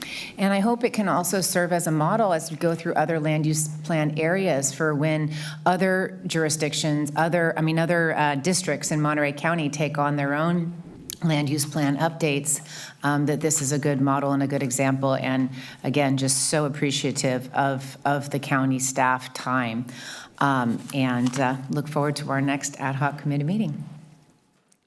Thank you. And it is true that this is a whole county exercise, but I would also add that knowing the Big Sur community, the Coastal Commission is not outside of the discussion with respect to community interests. They have a long history of remaining involved throughout the process, even once it leaves the county jurisdiction, which I applaud and admire, and the Coastal Commission might not, but that's okay. I think they actually do. We had a great meeting with them, and I came away feeling very hopeful that the understanding of the local interests has changed over time, and that we are looking at a better Coastal Commission time. So, anything else, Commissioner Gomez? I just wanted to say that I'm very supportive of the idea of having our ad hoc committee members continue to serve on that. I think you've done a tremendous job, and I also want to acknowledge the work of staff and the committee members that stepped forward to comment and provide feedback on this process. Thank you. Other commissioners? So I guess what I would say, is there any objection to the path forward that's been outlined by staff and in this hearing? I see no objection on the commission. I'm going to take that as consensus and say that with great thanks. And one other comment, which is that all of the many things we've heard and received continue to be on our minds and in the record as we go forward to this next step. So it's not like if you didn't say it this time, we lost it, or we really do have, all of us, long lists of things that we've heard that will influence what comes into our thinking about the next draft, including the upcoming community meeting for what I'm referring to as the scalpel work. So again, thank you all very much. I believe that concludes this item, and we're going to have a short recess for about, I'm going to give us 15 minutes, come back at 10:45.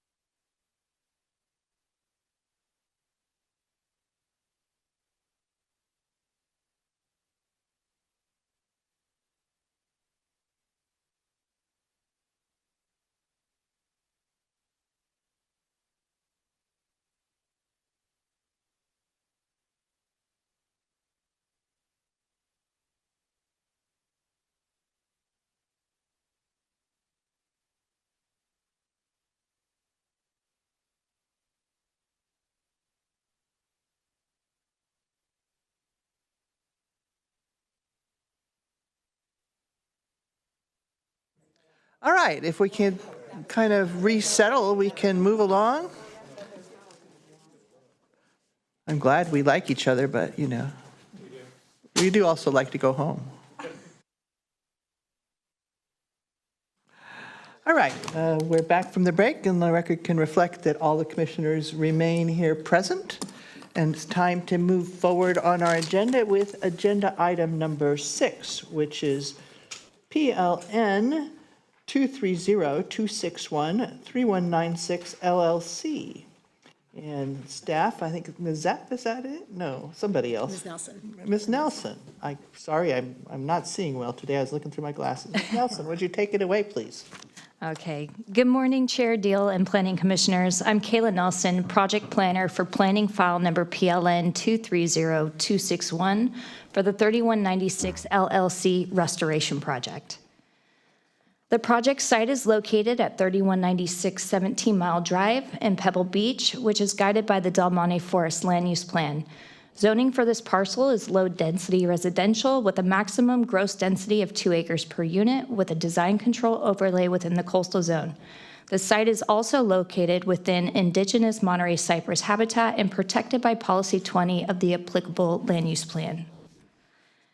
In February 2017, a combined development permit consisting of demolition and reconstruction of a single-family dwelling and detached garage with an accessory dwelling unit within 100 feet of environmentally sensitive habitat was approved by the Planning Commission. The project was conditioned to include the restoration of coastal bluff and Monterey cypress habitat on site within an expanded conservation and scenic easement. The areas to be restored are shaded green here on this slide. Only one dead 30-inch Monterey pine tree was allowed to be removed on the subject property under the approved project. At that time, no additional tree removal was anticipated by the project arborist or biologist due to specified avoidance measures in their reports. Therefore, a replanting plan was never produced for the previous entitlement. In April 2023, the project agent self-reported the unpermitted removal of 14 Monterey cypress and 8 Monterey pine trees on the subject property to HCD Planning. As stated previously, the site is located within native cypress habitat and therefore protected by Policy 20. Staff reviewed Google Earth imagery to verify the disappearance of tree canopy from the property during construction. The project agent reported that the trees were damaged and removed during construction of the single-family dwelling. The original restoration plan proposed a 1-to-1 replanting ratio for the loss of 14 Monterey cypress trees planted in or as close to the locations of the removed trees as possible. The focus was put on restoration of the cypress forest habitat on site. Therefore, Monterey pine trees were not part of the restoration plan. After a site visit with staff, the agent submitted an updated restoration plan, which included a total of 28 Monterey cypress trees to be planted on site. The proposed plan would have resulted in a 2-to-1 replacement ratio for the loss of 14 Monterey cypress trees. However, planning staff held an additional meeting with the project agent to discuss the need for off-site restoration in the Del Monte Forest due to the severity of the unpermitted tree removal. Policy 20 of the Del Monte Forest Land Use Plan promotes the long-term protection and enhancement of Monterey cypress habitat and prohibits even the removal of dead cypress trees as part of the protected habitat. Restoration of impacted Monterey cypress habitat is required to be at a ratio of 2-to-1.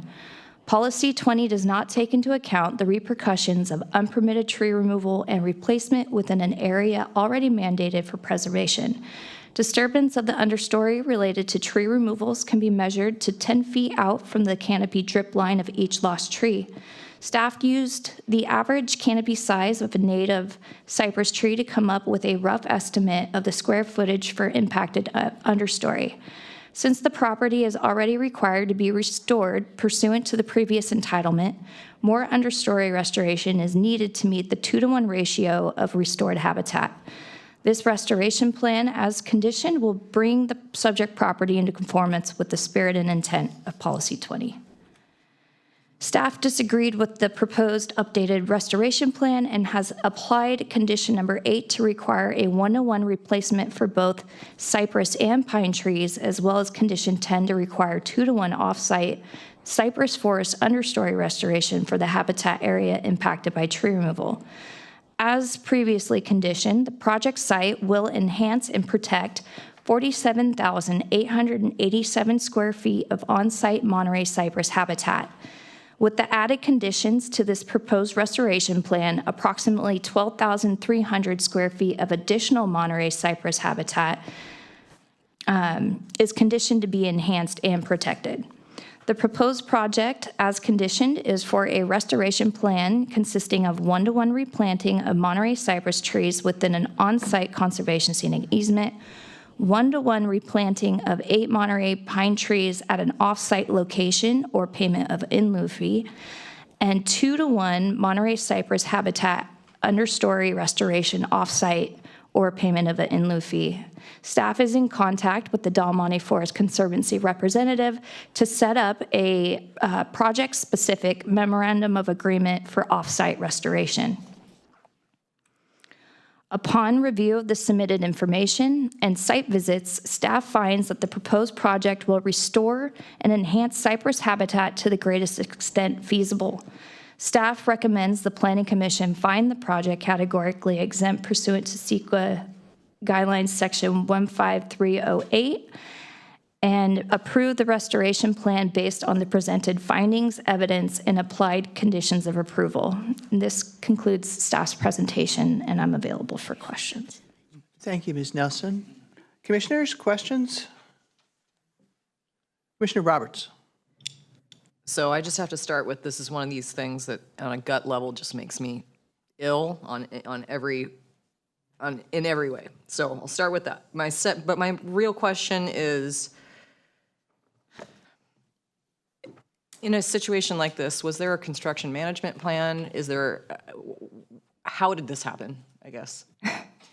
Through the chair, there was a construction management plan, and there was also specified in the arborist and biological report that monitoring by the arborist would be done during construction to make sure that the roots of the cypress trees that were immediately around the development footprint would be protected in place.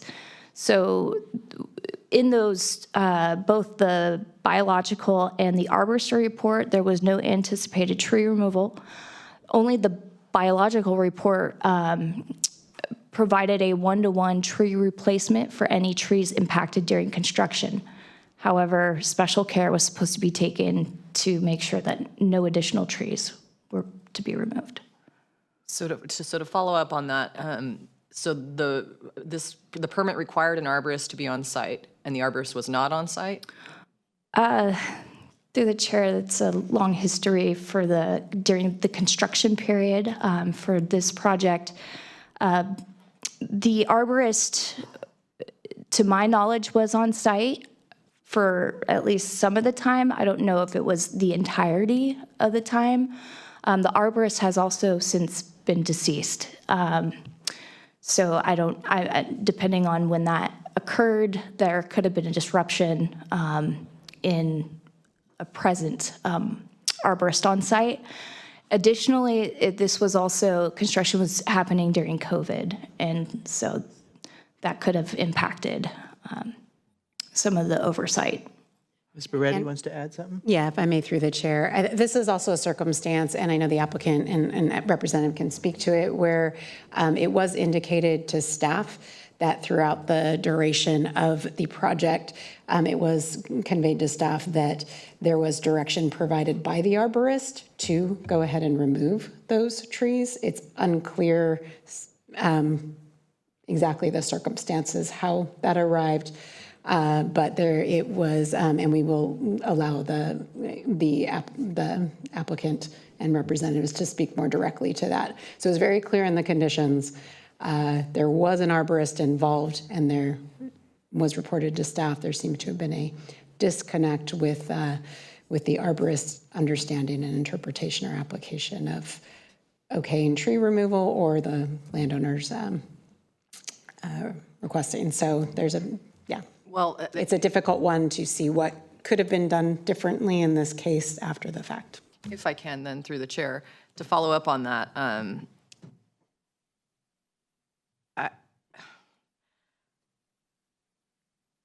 would we have allowed an arborist to make an on-the-spot decision to remove trees, or would that have required a permit?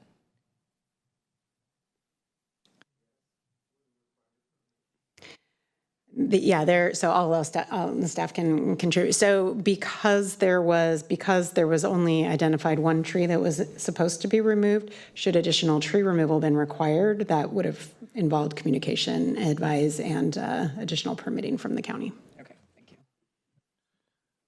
Commissioner Monsalve, Thank you. Through the chair, could we review, could you bring your microphone down? Thank you. Thanks. could we review slide 7, which broke down the trees? Because as I read and compare slide 7, I think it was, to condition number 8 as rewritten or edited, I wasn't sure it all matched up. So 14 total Monterey cypress trees, and the condition has been edited for a total of 14 trees on site. But then it says 8 Monterey pine trees from local stock at an off-site location. But the slide says, or payment of an in lieu fee. And I don't see where it says that in the condition. Through the chair, the language in condition number 8 refers to condition 10, which would be off-site restoration, trying to capture the fact that the project site's already conditioned to restore the native cypress habitat on site. So focusing on that, the 14 cypress trees are allowed to be replanted on site. The Monterey pine trees would not benefit the overall restoration. That's why we're requiring it to be off-site. Building in that flexibility that if there is not a designated off-site location, that payment of an in lieu fee would be acceptable for restoration. If I may, through the chair, if you look at the modified condition number 8, if you go to the second page, the top, there's a paragraph, and in there it says, within 2 years of permit approval, the owner applicant shall work with the county and the Del Monte Forest Conservancy to enter into a memorandum of agreement to find an appropriate location to replant 8 Monterey pine trees off-site or pay a fee to the Del Monte Forest pursuant to condition of approval number 10 for off-site restoration. So that's how that was written and memorialized. Thank you so much. Other commissioners? Technical questions for staff? Now, seeing none, I'm going to go ahead and open the public hearing, invite the applicant or the applicant's representative to come forward. Mr. Lombardo, welcome. On behalf of the applicant, I agree 100% with Commissioner Roberts. This makes me sick. And the reason it makes me sick is that we could have avoided this completely.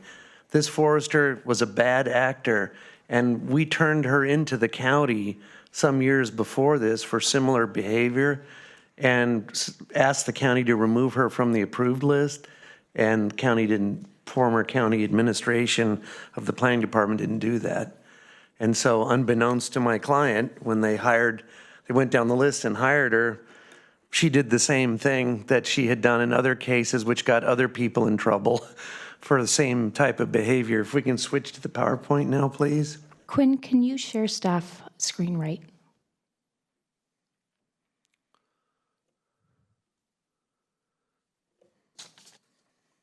Next slide, please. So this is an email from 2024, April of 2017 from Brindy Beach, which is the Homeowners Association, for want of a better term, representative at Tehama up in Carmel Valley. And we were approached by a property owner who the same arborist had advised he was authorized to remove about 30 oak trees from his lot, and that arborist actually was paid to hire crews to remove the oak trees, or offered her services as to remove the trees. And you can see from Brindy's email, the highlighted section says, "We've had problems with Maureen Ham and her authorization of significant tree removal, which was in violation of both Tehama and county regulations." That property owner in Tehama was required to do a restoration plan by both Tehama and the county to restore the trees that were illegally removed by Ms. Ham, and with the advice of or approval of Ms. Ham that was okay to do. Next slide, please, is a letter from us to the Planning Department in 2015, which highlighted section where I stated, or Gail stated when she signed it, the owners were referred to a county-approved arborist for advice and guidance they were seeking regarding trees. After a series of consultations, it appears the arborist employed a crew and removed 33 oak trees of varying sizes without benefit to do so. After that, we approached Planning Department management and said this person should be off the list because this is obviously a problem, this kind of behavior. Next slide, please. Our client in that matter then contacted the state contractor's license board to file a complaint about that behavior. And you can see in his email back to my office, he said the DA's office he thought might take some action against the person. That didn't happen, unfortunately. So fast forward a year or so, Mr. Winreich, who's here with me today, gets his project approved with no tree removal except the one dead tree. Designed the house, got the building permit, and the arborist was there that prepared, the same arborist prepared a report that, next slide please, said there was a total of 86 trees inventoried on the site. 78 of them were in fair to poor condition and 8 of them were in good condition. The site was pretty much covered with non-native ground cover, so the habitat was poor, made even poorer by the fact that they were irrigating all into the cypress trees, which really shouldn't happen. But nonetheless, those were the conditions. Mr. Winreich didn't ask for tree removal except for the dead pine tree. The house was designed to avoid tree removal, and that was the house that was built. There was no change made in the design of the house from that which was approved. Next slide, you can see an example. Here's a picture taken at the time with the irrigation under the canopy of the cypress trees. You can see there are a lot of dead and dying cypress trees, but in answer to Commissioner Roberts' question, dead or dying, live or fallen over in a storm, you still have to go to the county and either ask for a permit or a waiver for removal of trees. Even if they're dead, you go and ask for a waiver. You don't just do it. Unfortunately, the same behavior that occurred at Tehama occurred again here. Next slide, please. These are invoices provided by the arborist for tree removal. You can see this one from 2020. I just picked a few of them. We have 12 or 15 like this, at least. You remove one mature cypress to ground level, chip, $8,700 bill. One from 2019, remove one mature Monterey cypress to ground level, chip and remove debris, $6,400. This was occurring over and over. Mr. Winreich lives in New York. He doesn't live here. Apparently, when the contractor would ask her about a tree, whether it was a storm blow down or a broken one or one that looks like was dying, she took it upon herself to say, yeah, I'll take it out for you and pay me to do it, which you're not supposed to do either. She didn't have a contractor's license. Next slide, please, is an email from the forester transmitting an invoice for what she refers to as a recent big tree removal project. Below that is an earlier one where, I was able to sort of forensically ask my client to go back through their emails to see what they could find in terms of communication. And you can see where she says, I will document that the tree is uprooted, probably a storm blowdown, just in case someone asks. I don't think there will be any questions. That's not the right answer. The right answer is you should have gone to the planning department with a picture of the tree and said, does this need a tree removal permit or can I get a waiver for this? And it went on and on, year after year. Next slide, please. Here's a bill from the arborist for over $12,000 for cypress tree removal. Another bill for $2,300 for removing a cypress tree. It was wrong. She should never have done this. This person should never have been on the county list, especially after the conduct that we brought to the county's attention in 2014 or 15, but Mr. Winreich and his people had no clue that this person who was on the county list and was advising them on what they could or couldn't do wasn't following the rules. I don't know why. This person knew what the rules were, why she didn't follow the rules, or perhaps it was economically driven. It was some way to make money off of people who trusted her, but that's what happened. Unfortunately, she's not here to be made responsible for it. He is.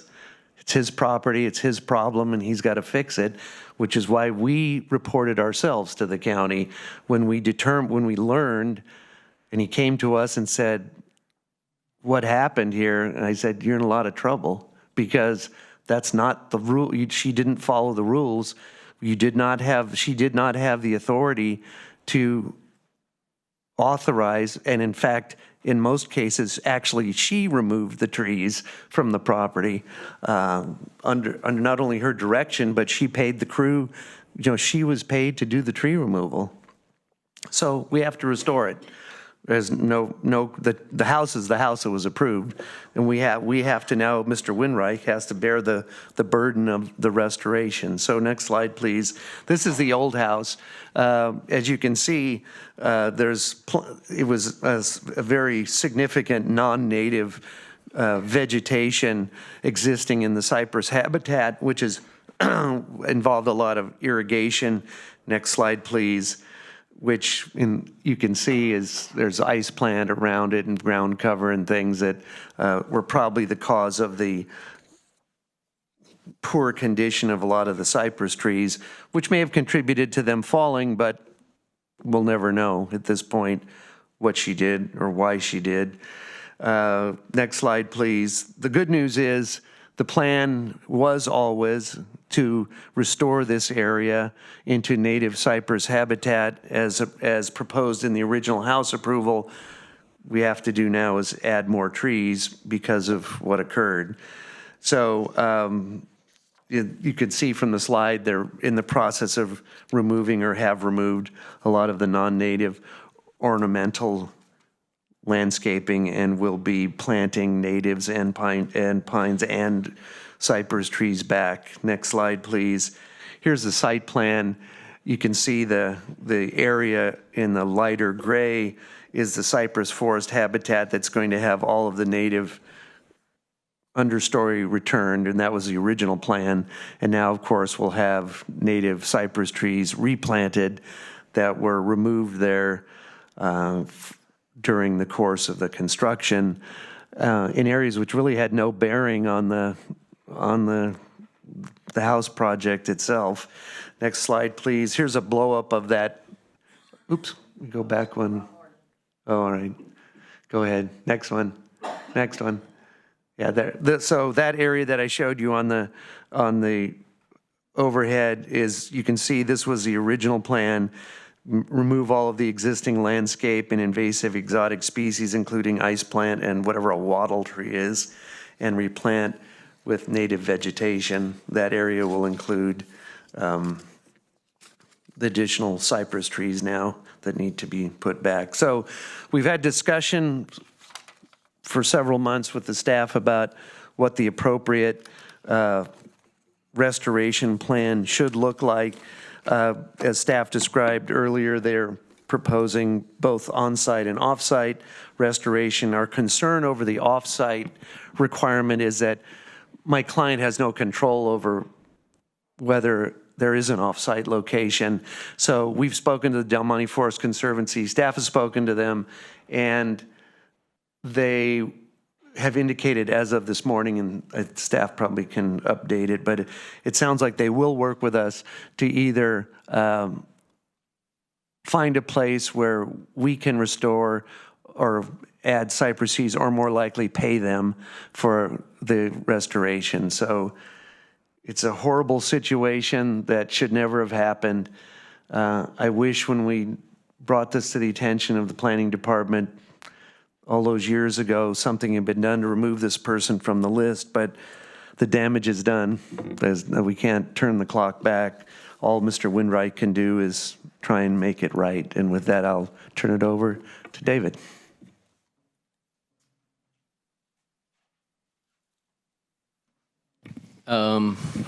Thank you all, and I'm sorry we're all here in this situation. My name is David Windreich, and I own the property at 3196 17 Mile Drive. I traveled to this meeting from the East Coast for 3 reasons. To personally apologize to you for the unintended failure to abide by rules established to protect the habitat. To give you my assurance that the restoration project endorsed by the staff and our biologists will be fully executed. And to commit to you that my goal is to leave the cypress habitat at my property in better condition than I found it. Well, I will answer any question that I can. I'm not here to present an explanation regarding the removal of the trees at the site. Mr. Lombardo has already stated that my team had hired an approved forester who represented she would advise on the project and abide by all county rules and regulations. Well, clearly this did not occur. And at the end of the day, I own that responsibility. So I'm here to say I do take the responsibility for past errors and could not be more disappointed and sorry for the mistakes made on my job. Looking forward, I fully endorse the restoration project recommended by the staff and give my word that it will be carried out completely. Moreover, I commit to enhancing the cypress habitat on my property and through discussions more broadly with Del Monte Forest Conservancy. Thank you for your time in this unfortunate matter and really a personally embarrassing failure on my part. Thank you. Thank you, sir. I appreciate those comments and the sentiment. I'd just like to ask, perhaps Mr. Lombardo is better equipped to answer that. Has the applicant had an opportunity to review the errata memorandum that is presented on our dais this morning by staff? And are we in agreement around those provisions or not? Is that the new condition that was described earlier? Correct. As long as it doesn't involve my disbarment, I'll be fine. That's very self-serving of you, sir.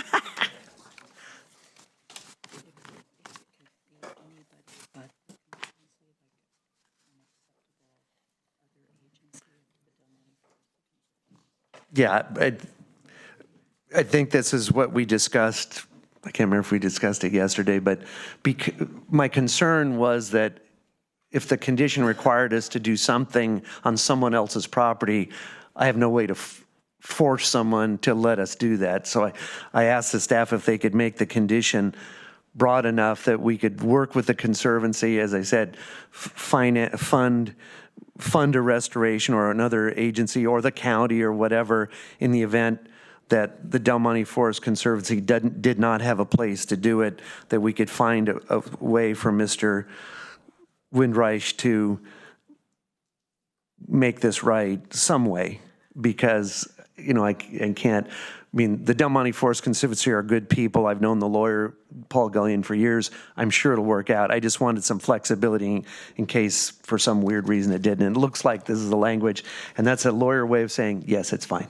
I was going to ask if that amounted to a yes. So I'm to understand that the revised conditions and the existing conditions that are presented in this staff report are acceptable to the applicant? Yes. Correct? Okay, indicating correct. Did you want to add anything, Ms. Moretti? I think just in this case, I did want to, I just did want to say that we are working with our team to look at our procedures for how we add individuals to our list of consultants. And if we get communications that there are problems, how we handle that. Unfortunately, in this case, staff that's available now was not privy to those communications, so we can't do a forensic on the prior. So what we can do, and just wanting to acknowledge that we will focus on that going forward in the hopes of avoiding such a case in the future. Certainly, it's not our intention to have an outcome like this as well for all involved.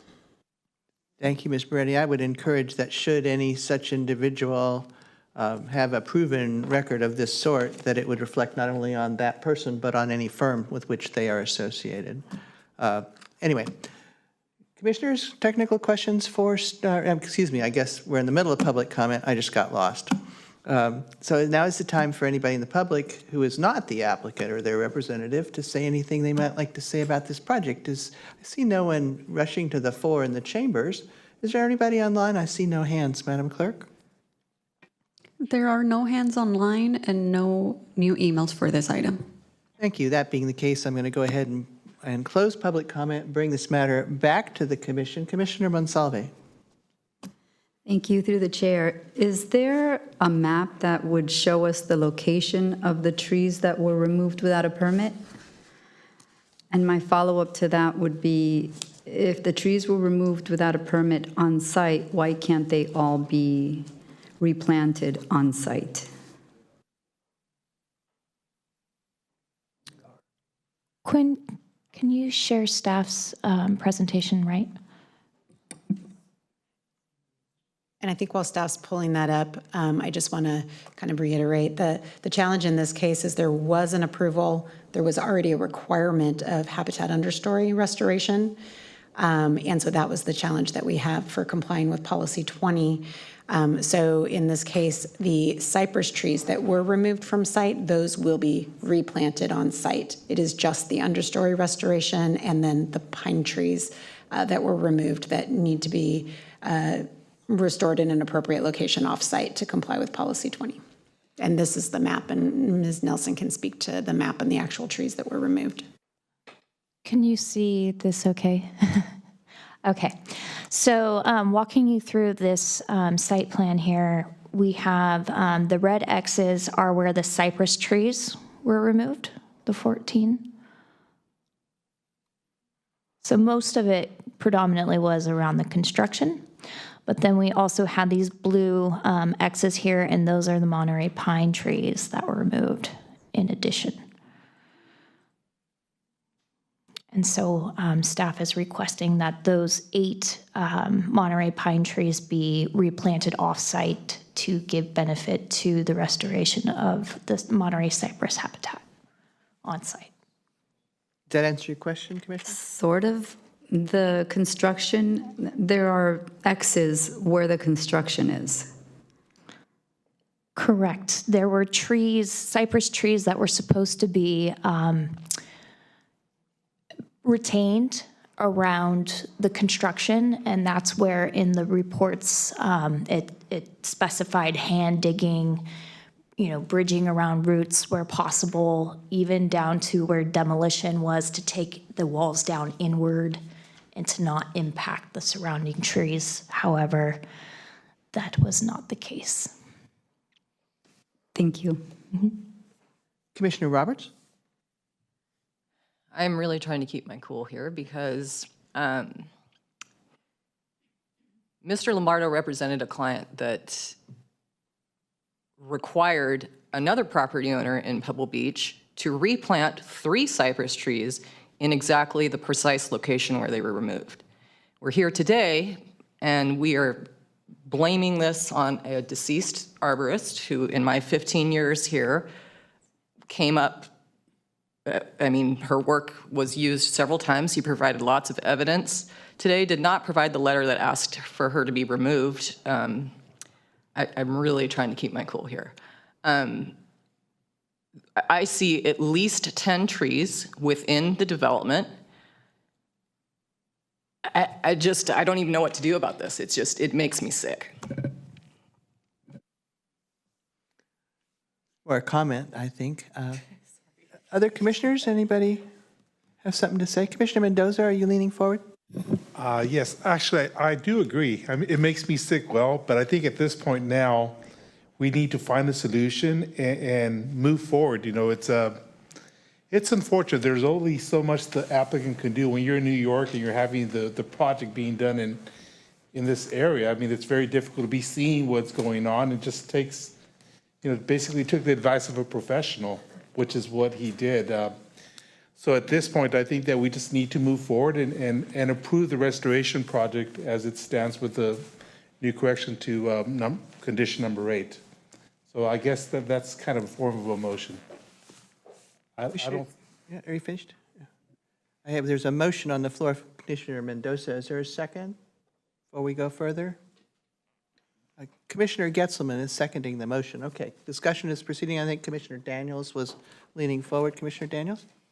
Yes.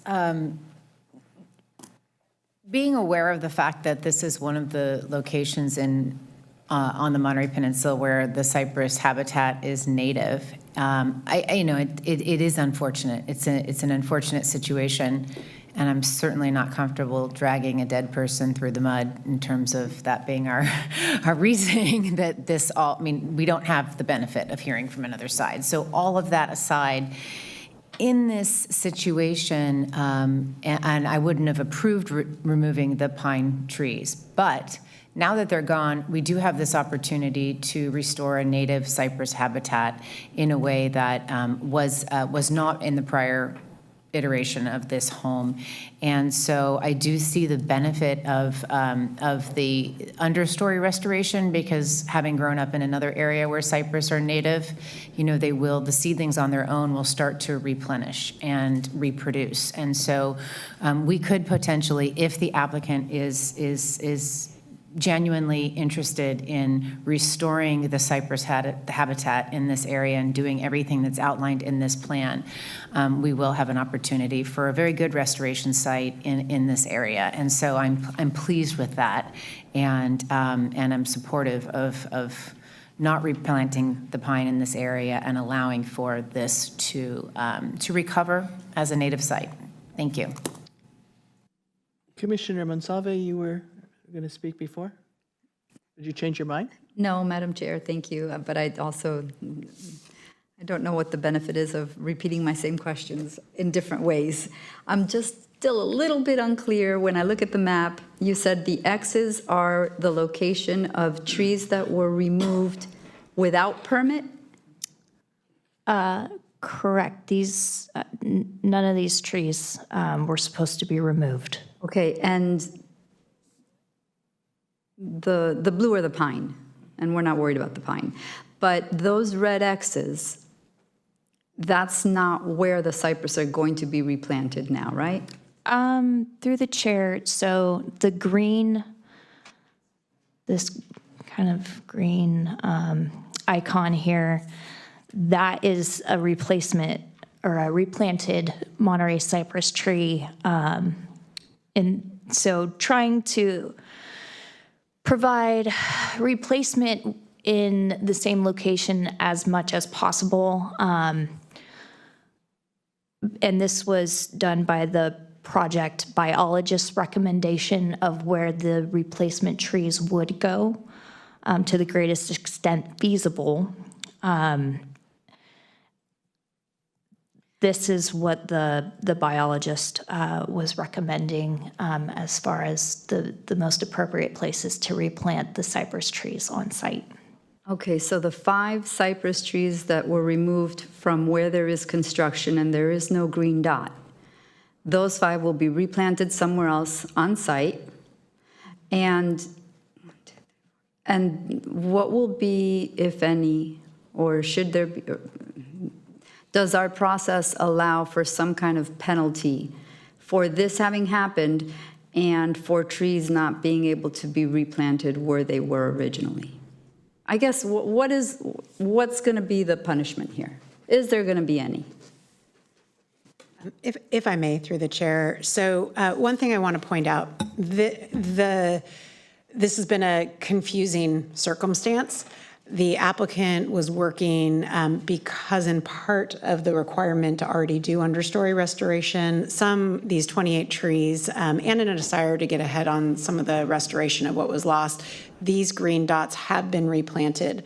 The way that the condition is stated, that the 14 cypress trees need to be planted near an area where trees were removed on site. This doesn't suggest to me as staff that what's been replanted satisfies that criteria.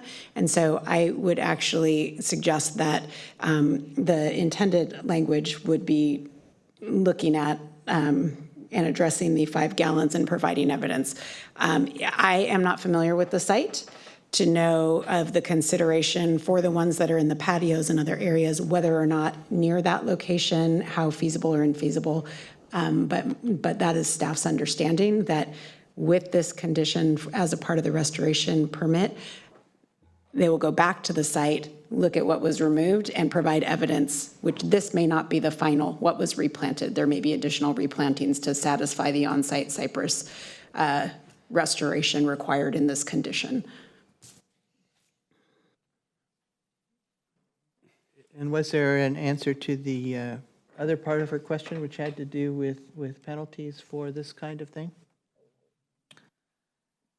Through the chair. So an after-the-fact permit would be double feed. In this case, we wouldn't have approved an after-the-fact tree removal, so a restoration plan is our remedy. The applicant is being conditioned to provide additional off-site restoration, which will provide a monetary value, whether it's a fee paid to the Del Monte Forest Conservancy or paying to have additional trees planted off-site. Ms. Beretti? I just have, and I apologize, this wasn't a question I'd asked of staff. Do we, in this case, did we double fee the restoration permit? Is that something that we do as a part of our process? I think that gets a little more to the question of an after-the-fact permit versus restoration. I don't know the answer. I apologize. I didn't look into that, so I'm not trying to put staff on the spot to ask that. But I think that gets more directly. Through the chair, it's my understanding that we don't double fee a restoration permit. We double fee an after-the-fact permit. And so that's where the additional off-site restoration is being required. And to be clear, that was not part of the original arrangement at all. So the after-the-fact restoration adds the off-site mitigation for pine trees. Is that true? Through the chair, yes, that is correct. And I would also like to add that one of my more recent site visits that I've been on this property, the X's closest to the construction, those tree roots would be to replant as close as possible to the building would not be beneficial for the survival of those replanted trees. And I would also like to point out that the site is already self-generating and restoring itself back with the native cypress understory habitat. So I think requiring the additional off-site restoration is sufficient to help abate this situation. Through the chair, but there is additional off-site restoration to address the removal of the 8 Monterey pines. Is there additional off-site restoration as a penalty? No.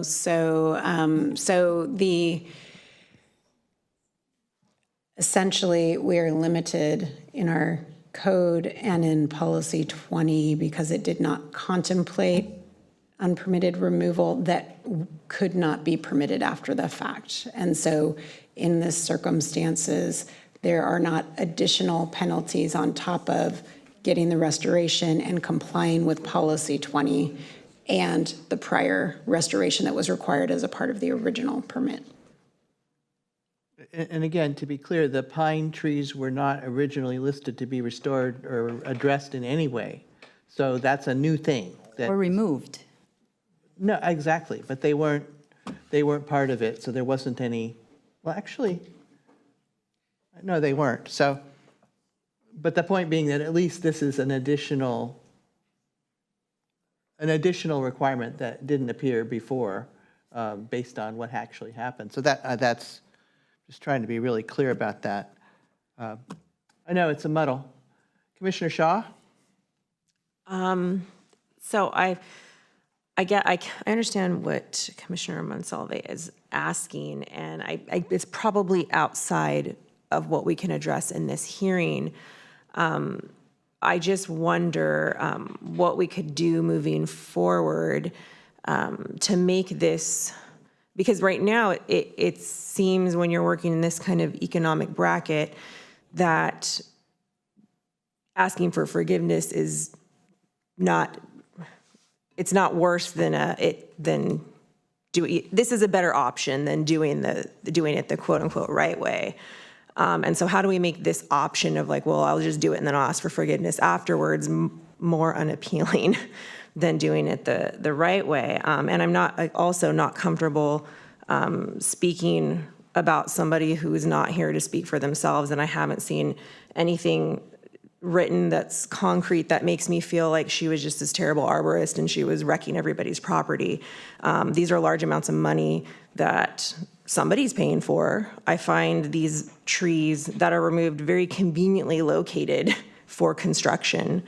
So a lot of this just strikes me, I don't know what to do about this. And so I guess if I'm going to end it with a question, why are we doing 5-gallon trees? That's very small. Can't we do larger trees? Staff, do you want to address that? Through the chair, that was the recommendation by the project biologist. I would defer to their professional expertise as far as what's appropriate for restoration. Most certainly, we could explore larger size trees if need be, if that's the direction of the Planning Commission. Through the chair? Yes. If I may add, typically for most trees, the survival rate is much greater when you're planting smaller trees. So we tend to try to strive a balance in the size of the tree. Like, are we trying to protect a view shed, then we'll try to go with a much larger tree. But in this particular situation, the balance that we are trying to achieve is to promote the health and the viability of the cypress habitat. And then to address Commissioner Monsalve's question regarding penalties and the restoration, the county's process is that of twofold if there's a violation.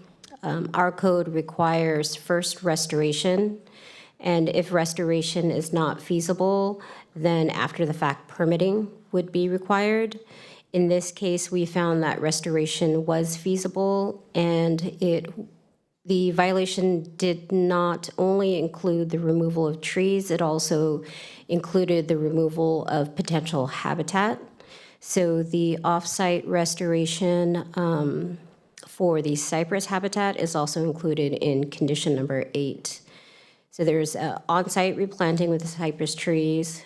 The original permitting and conditions of approval required on-site restoration, so there was no more area available for on-site restoration. Therefore, off-site restoration was required by staff. For both pines and for cypress habitat? That is correct. Thank you. Does that answer your question? Yes, thank you. Commissioner Roberts? I'll just say it looks like if this commission is going to pass this, to me, my suggestion would be that we do exactly what we have done for the only other property owner that I'm aware of in my almost 14 years here. And we required that property owner to replace her 3 trees in the exact places that they were removed. And she removed them prior to getting a permit, which is was her problem. this person had a permit but didn't have a permit to remove trees. And so the only thing that I would support today is if we replanted trees in exactly, all 14 exactly where they were. And I believe that we're setting a precedence if we don't.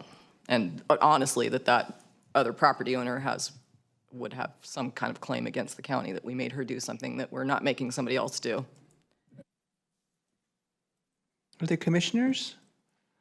I would just suggest that I'm very mindful of the question of precedent, and also very mindful that every project is different, and the circumstances need to be considered for everything that we do in both ways, for want of a better word. So, looking at that map, there are some trees that are not slated, some locations that do not look like they're going to have a replacement in the immediate vicinity that look like that would be possible. In other ones, it looks like you could replace all one up one side and down the other, but unless you change the structure, it's not going to be productive. So while I'm all comfortable with the notion that we're trying to make the point that asking forgiveness is not easier than asking permission, I'm also mindful that doing things that don't have an outcome that is going to be promoting the general way we want to go to get this back, it's just a waste of time for everybody. So I'm a little concerned that there isn't a provision that allows us to say that in the case that a restoration plan is required and we're going to use restoration, that there isn't significantly more restoration that we can add to it equivalent to a double fee on a permit.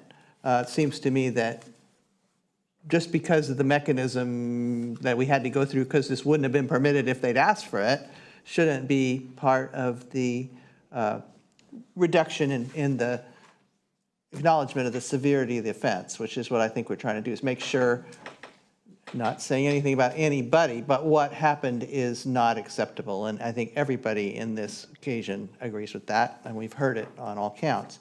So in terms of the precedent, I would like to see us go back and make sure that it is not possible for us to agree with the applicant or whatever it is necessary to say that additional restoration equivalent to doubling the permit fee would have been if it was a permit, couldn't be added to the conditions of approval for this project. Just, again, not wanting to make people do things that I don't think will work, but wanting to actually make some improvements overall and provide a record that we took this as seriously as we all do. So listening to Commissioner Roberts, that's kind of where I've come down to at this point. I know we have a motion on the floor, so this is the discussion of that motion. Is there any further discussion? I just wanted to say, Commissioner Gomez, the chair, that this is tough. It is, each circumstance is very unique, and each factor that we see is very unique when we could get this project. I'm in light of that, I'm prepared to support this motion. I think that the restoration efforts and the efforts to expand and bring back some of the trees is a good compromise. I don't think it solves the problem and the unfortunate thing that happened there, but I think it is a good way to move forward. Thank you. And I would suspect that the applicant won't do this again. So it's not a question of deterring the applicant from future behavior. So there is that. Commissioner Daniels and then Commissioner Gonzalez. Yes, in light of what the chair just said, I'm curious if there is some additional replanting or in lieu that would sort of make this equivalent to what the fee would have been had there been a permit. I'm just curious and wanting to explore that a little further. If there is something that could be, if there's an additional off-site allocation of replanting / in lieu fee that would bring this more in line to what the consequences would have been had there been a permit fee that was doubled. Does that make sense? Yes, through the chair. Staff explored several different potential outcomes or solutions to the violation. Initially, the applicant submitted solely a replanting plan where they were intending to take seedlings from the site and replant them in the areas near where the trees were removed. Through our review, we disagreed that that would be full restoration. And then looking at policy 20, we analyzed the restoration under the lens that this would be removal as part of a development project. Policy 20 and the accompanying regulations require not only replanting, but also off-site mitigation. And that's how we came to that potential solution. One of the other solutions staff explored, but unfortunately was unsuccessful due to county laws and how code enforcement works. We made an attempt to see if it was possible to determine the value of the habitat that was removed and impose a fee equal to that value. However, there was no stipulated agreement, and the code enforcement was not going down that path, due in part that this was a self-reported violation versus a violation that was just found either by the public or by code enforcement. So we were not able to take that opportunity as a solution. If I may just follow up with that to say, I do think this is a really tough one because I think the habitat ultimately might be better off, just both from the original permit and this requirement to restore the understory, as well as the images that we've seen of the habitat already, the seedlings popping up where there used to be a green lawn. And so, but I think the question that just sort of is remaining is whether or not there is enough of a deterrence.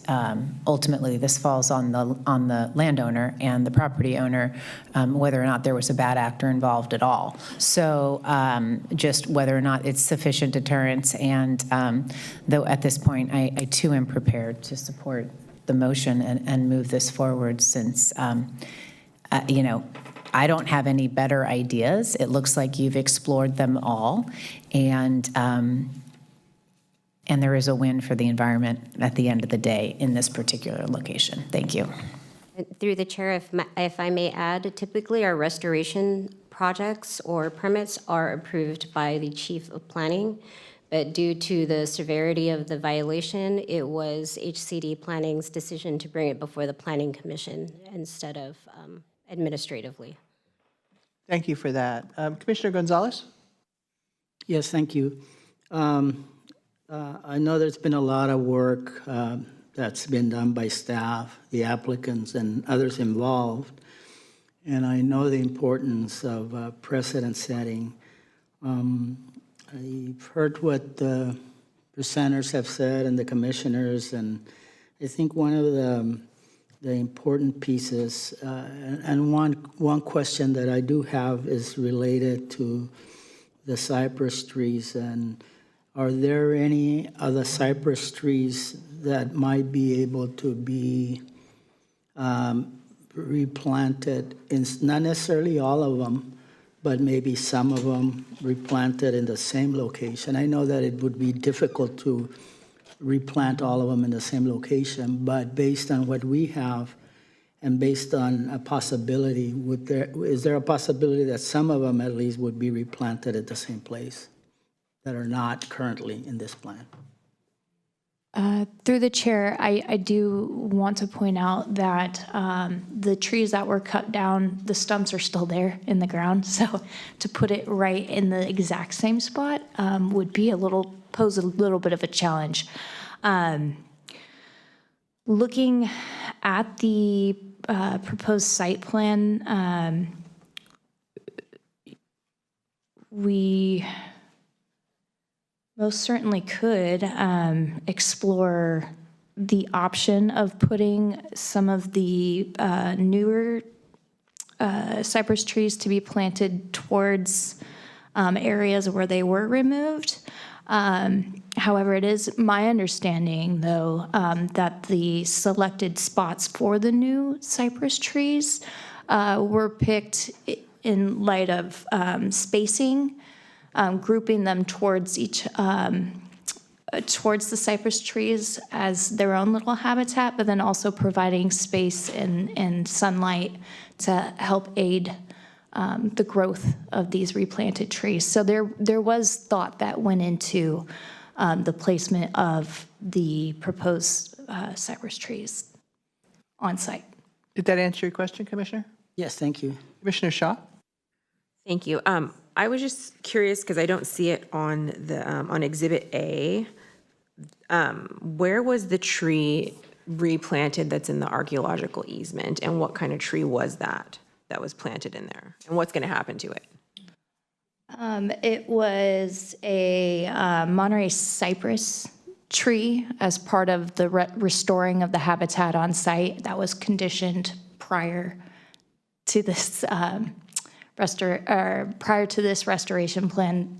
The previous entitlement was already required to restore the understory, and that's where one of the Monterey cypress trees was planted in that easement. And we were just going to leave the tree as is to not further disturb the easement. And so the tree is proposed to be left in place. Through the chair. And who planted it?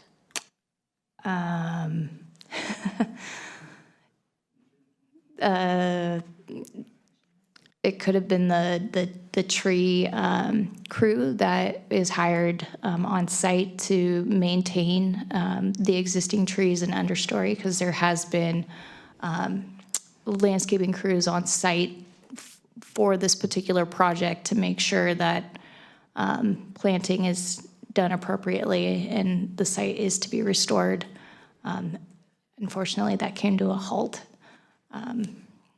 with this reported unpermitted tree removal.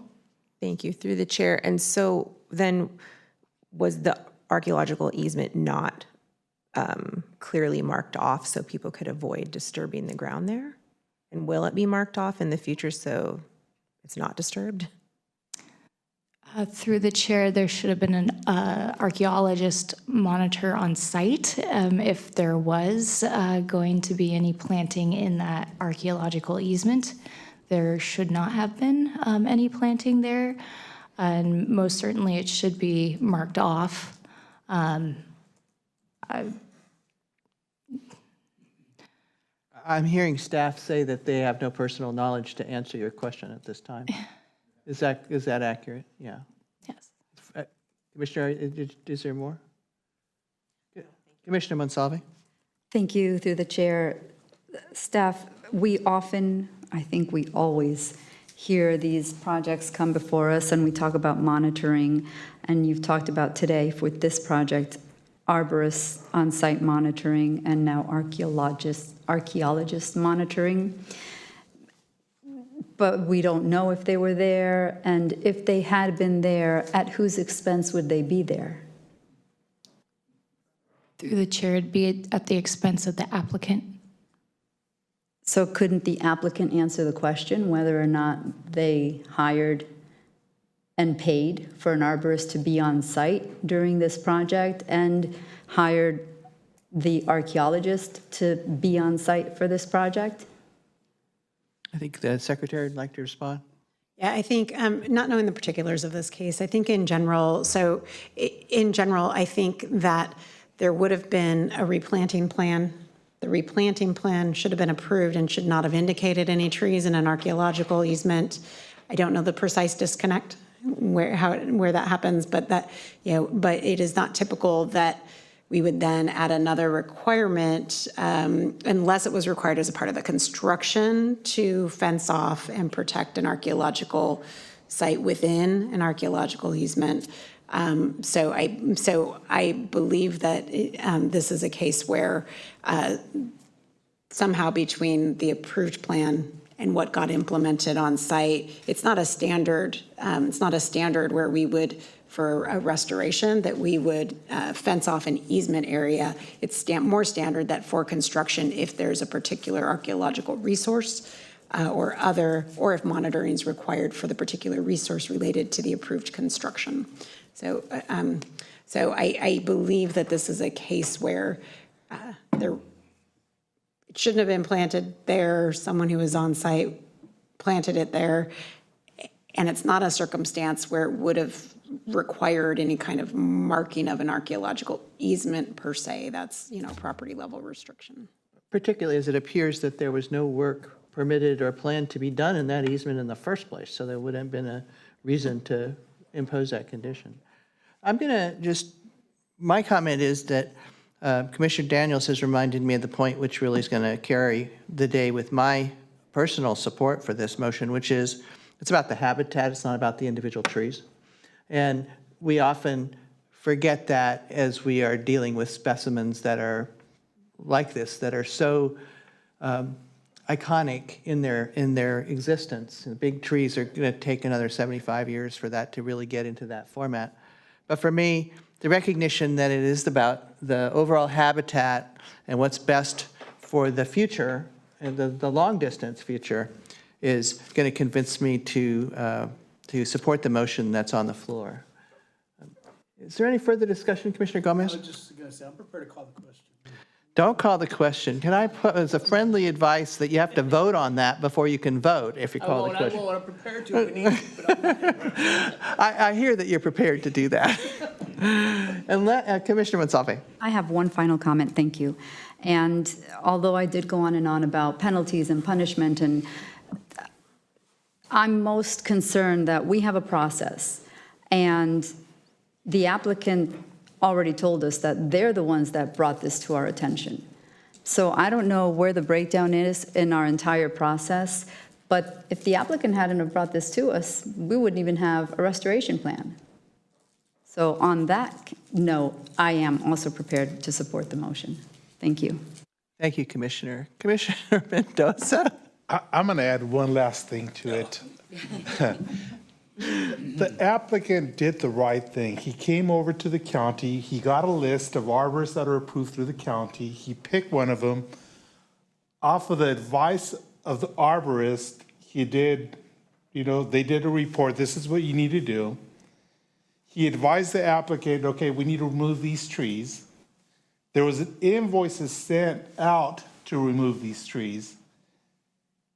And I know she's deceased and she's not here to defend herself, but I mean, that's like, as an example, if it was a different arborist that's still here with us today, I think we should be, obviously the property owner is responsible for his property, but these arborists also need to be held accountable to a certain degree. Most of the projects that come before us, 50% of the trees that need to be removed are deceased or in bad shape, or they're leaning over, sticking out their tongue. So that's my whole thing. They came out, they turned themselves in, they came up with a way to resolve these issues, and I think that's probably that's a darn good thing. Not a lot of people would do that because they're right. We never would have known if they wouldn't have came up and told us. Unless a neighbor reported them. Well. And I would also say that should this be currently working with us, arborist, my suspicion is there would be some civil recourse here with the property owner and that expert. So just that would be something that could be also in the picture should that person still be available, and then they could argue about who said what to whom at that point. If there are no further comments, the Commissioner Gonzalez. Actually, I just had a question.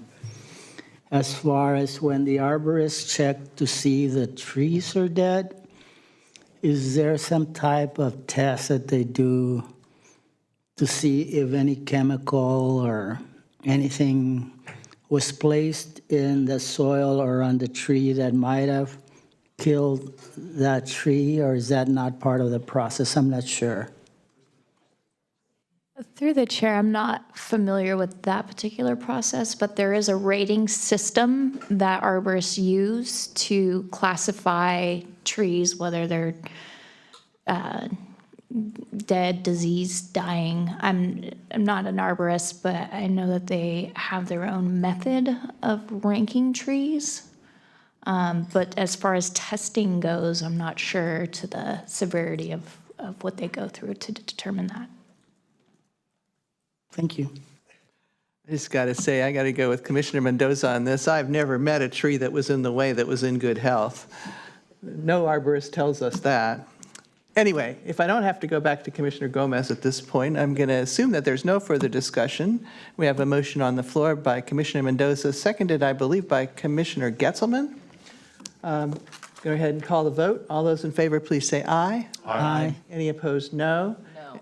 And we have Commissioner Roberts, I believe, as the sole no. Is that correct? For the record. Thank you. The motion does carry, and that would bring us to about 11:57 a.m. So I am inclined to recess for lunch. I would like the Commission's thoughts on how long this recess could be. We have one more scheduled item and then the two consent items that we pulled at the beginning of the meeting to go over this afternoon. So what's the sense of the Commission about when we might return? Any thoughts? 1 o'clock be okay, acceptable to everyone? Commissioner Roberts? I have an appointment that I need to squeeze in and get back, so maybe 1:15? 1:15, any objection to 1:15? Just wanted to announce that I'm going to have an appointment at 4 o'clock. Commissioner Gomez is not going to be here. I'll be here till 3:30. He'll be here till from 1:15 to 3:30 if necessary. And I unfortunately have to take a dog to the vet, so I will be leaving at 2:45. Okay, let's just start by, we're going to come back at 1:15. How about that? and resume. Commissioner Mendoza? Yeah, I have an appointment. 1, 2, 3. Or I'm somewhere around 2 something, but we'll do what we can. Thank you, everybody. We'll see you back at 1:15.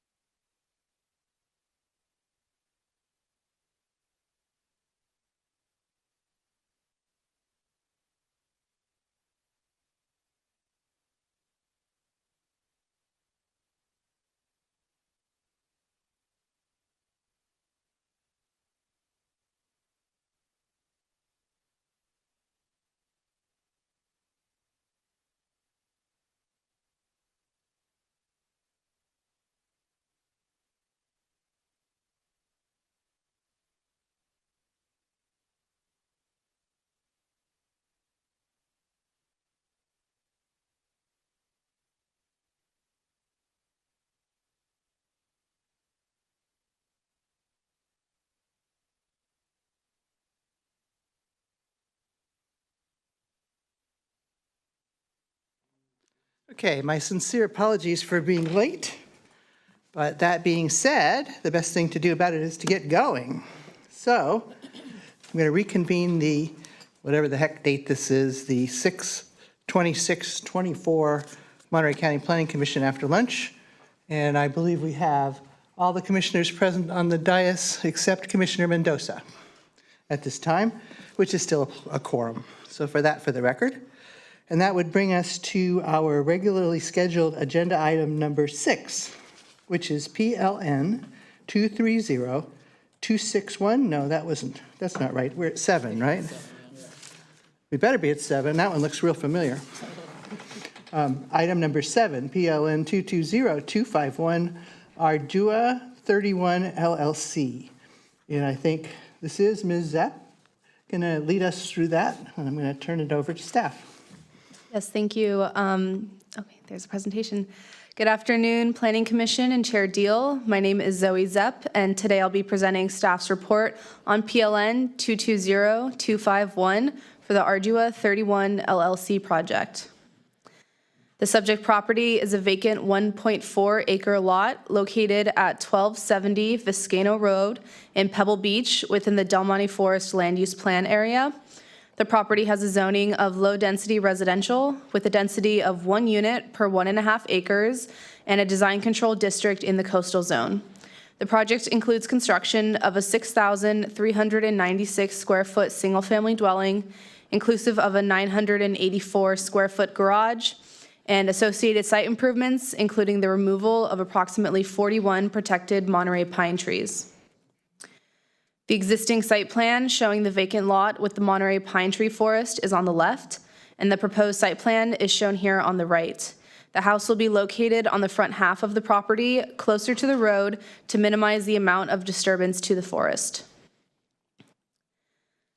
This is the proposed main floor of the single-family dwelling. It includes 2 bedrooms, a living room, a kitchen, and a family room. The upper and lower floors are shown here. The lower floor on the right shows bedrooms 3 and 4 with a hobby room, game room, laundry room, and 3-car garage. The upper floor on the left shows the 5th bedroom with a den. Here are the proposed elevations. The home will have a height of 26.5 feet from the average natural grade. The proposed colors and materials are shown here.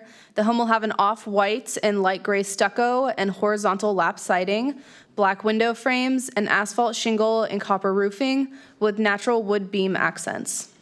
The colors and materials of this house fit in with the neighborhood character. Oh, can we bring the presentation back, please?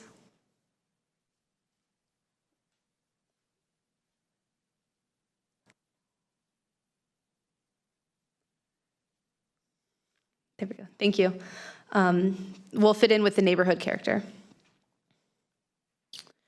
The applicants have requested to remove 58 protected Monterey pines, highlighted here in yellow. Most of the trees are within the footprint of the proposed home. Others are within 5 feet of the construction footprint, and about 17 others are located outside of the construction area.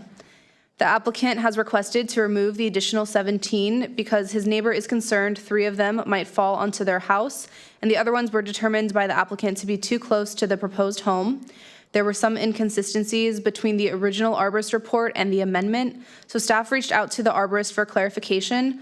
The arborist confirmed that he did not recommend removal of the 17 trees and only included them in his report per the request of the applicant. The arborist did not identify any of the pine trees as hazardous, even the ones the neighbor had complained about. The highlighted trees here are the ones staff recommends removal of due to the impacts of the construction project. This includes trees within the construction footprint, trees within 5 feet of the footprint per the geotechnical report prepared for the project, and trees near the construction area that were determined to be dead per the arborist report.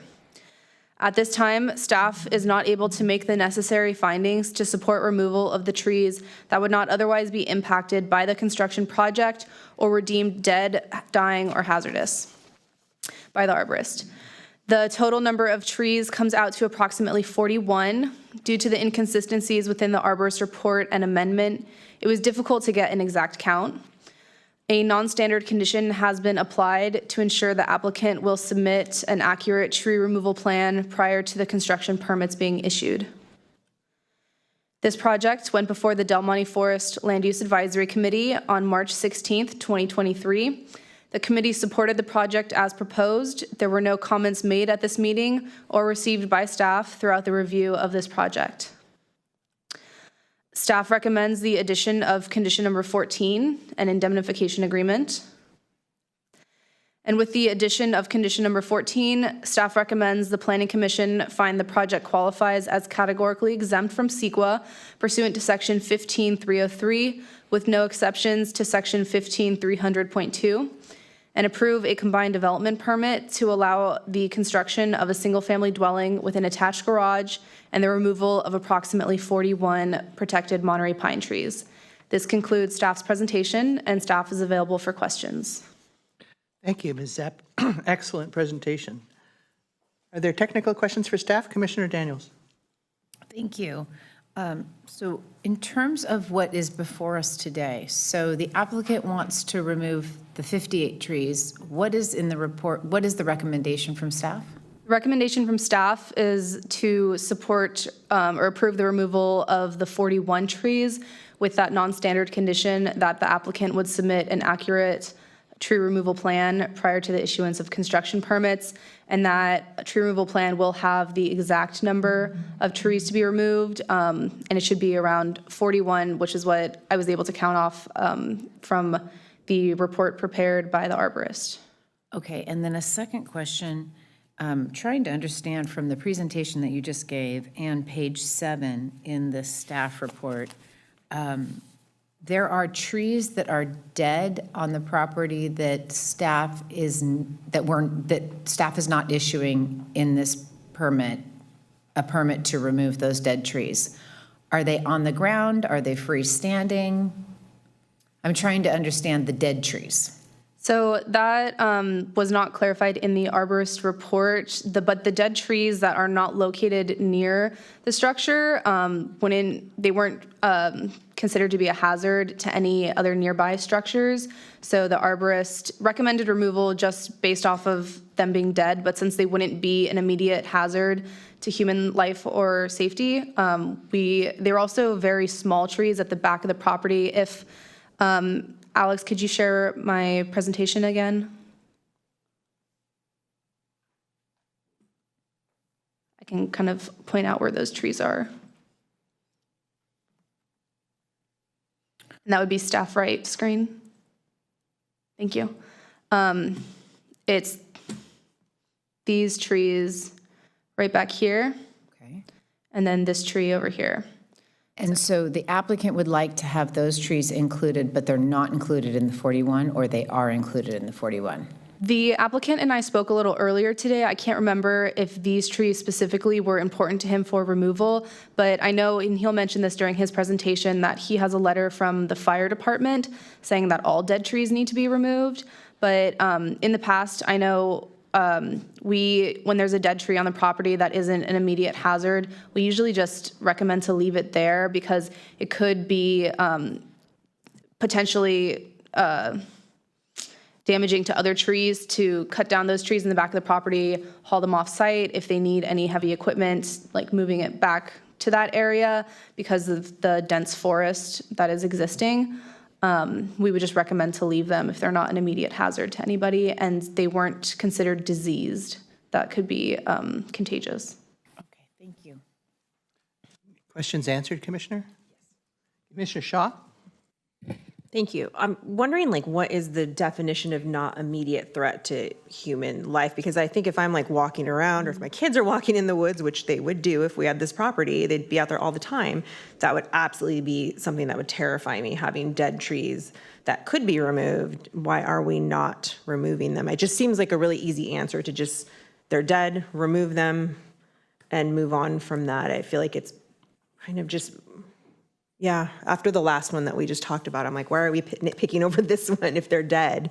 So how is that determined that they're not an immediate threat to human life? I guess just because it's not located close enough to the house where it could fall over and hit the house or the patio. If somebody was wandering around the back of the property, climbing on the dead tree, it's possible that it could be a threat, but I guess immediate means that it would be right next to the house. It could fall over. Commissioner Gomez? I guess when it's all probably a matter of interpretation, because I think that you could say that it increases, and I think that's, I'm assuming what the fire department said, that it increases the fire risk, which does increase the safety, not just of the immediate home, but the entire community there. Yes, and going back to what I said earlier, the applicant said he has a letter from the fire department. That letter was not given to staff during our review. I have not seen it myself. So this is the recommendation based off of the information that I had to review during the project review process. Thank you. I guess I would just like to respond to what I've just heard, which is to say that because a tree is dead does not mean it doesn't have habitat value in the pine forest. That dead trees, in fact, do provide a lot of habitat benefits for a wide variety of plants and animals. So balancing the desire of the fire department to clear all the understory out of everything with the desire to preserve the habitat, which again, we're talking about habitat, not individual trees, is a balancing act that staff has to go through. And so they need to have both the biologist recommendations and the fire recommendations in front of them to perform that balancing act, I would think. And so I just want to be mindful of the fact that just because it's dead does not mean it's expendable per se, in a sense, in a condition where we're not talking about a place that doesn't have any undeveloped habitat concerns. This one actually does. So that just a response from my own experience about that. Just keep in mind, it's not just the trees themselves, it's the whole system that I think is really important. I think, did you want to respond, Commissioner Shaw, and then Commissioner Gonzalez? Just a little bit, thank you. I just wanted to note in like the arborist report, though, that he did say that the site is like overstocked, and I just wanted to point that out on here. Thank you. Commissioner Gonzalez and then Commissioner Roberts. Thank you. And I need clarify, I guess, in the question format, but if the fire department said to remove any dead trees or any of the 17 trees that the arborist is not recommending for removal, or any of those dead, or what does that mean? I'm not sure if basically any of the 17 trees that were recommended by the arborist not to be removed, are they all alive or some of them are dead? Again, I haven't seen the letter from the fire department. I don't know if it specifically says all dead trees or if it's specific dead trees that they wanted removed on the property, but there are, shown here on the screen, there's 3 trees back here, but because of the inconsistencies within the arborist report, it looks like only 2 of them, even though they are in a cluster, were considered for removal. And then this other tree kind of in the rear half of the lot was also considered for removal, but those were the only, I believe, dead trees in the arborist report that staff is not recommending for removal. The rest of the dead trees staff is recommending for removal. So it's just these ones in the back here. Answer your question, Commissioner. Commissioner Roberts? I just wanted to point out for my fellow commissioners that included in our packet on page 67 and 66, there's a letter from staff to the arborist, and staff is asking the arborist for clarification on why these additional trees need to be removed. And the arborist in the first sentence says, the property owner has requested these trees removed, though I tried to talk him out of it and recommended retention and pruning, but he was adamant about removal. So I think that's why that's changed. Thank you, Commissioner. Any further technical questions for the staff? Mine is just to look at the wording of the proposed condition number 9.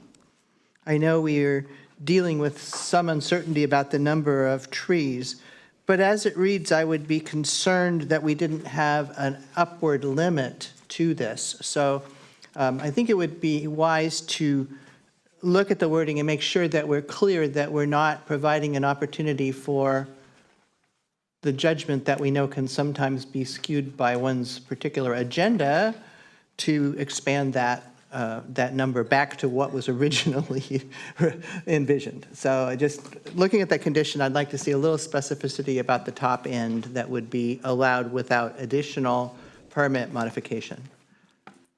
Yes, I guess the intention behind leaving that blank was in case the commission had decided to remove a different number of trees or support the applicant's request for additional tree removal. And so if I understand correctly, it's the section that says the number of trees approved for removal under the Planning Commission resolution number. It was just after the resolution is approved, whatever the number of trees that are approved today or in the future, if the items continued, would go there. So this condition would be updated following the decision from the Planning Commission based on how many trees should be removed. I'm glad to hear that. I'm not seeing where that would be included. Right now, it just says that you have to identify the number, and then you have to put that into the plan. And it doesn't say that the number has to be below the approval number or within this boundary, or it's just so I could identify a whole bunch of them, submit a plan, says I'm identifying them, and that would, in my mind, technically fall within this condition as it's written. And I don't think it's the intent. It's just a question of take a look at it and see if there's additional clarity about that that could be introduced as we're discussing it. Any further technical questions for staff?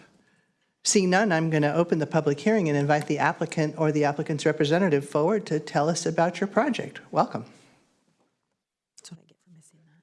Good afternoon. My name is Dan Manser. I'm responsible for, or not responsible, I'm the owner of the property, and I'm here with my wife, Tricia Manser, and Angie Ferros, who is the designer and works for Hastings Construction.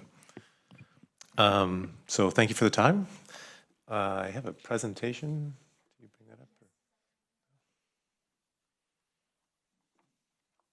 This is really focused on the 41 to 58 trees. So I'll break it down and explain to it, and hopefully it's clear after I'm done. Next slide. Okay, so I kind of wanted to simplify as much as possible. So let's just start one by one, the dead trees. The letter from I'll give you these articles, but the fire requirements is on the website, remove all dead trees.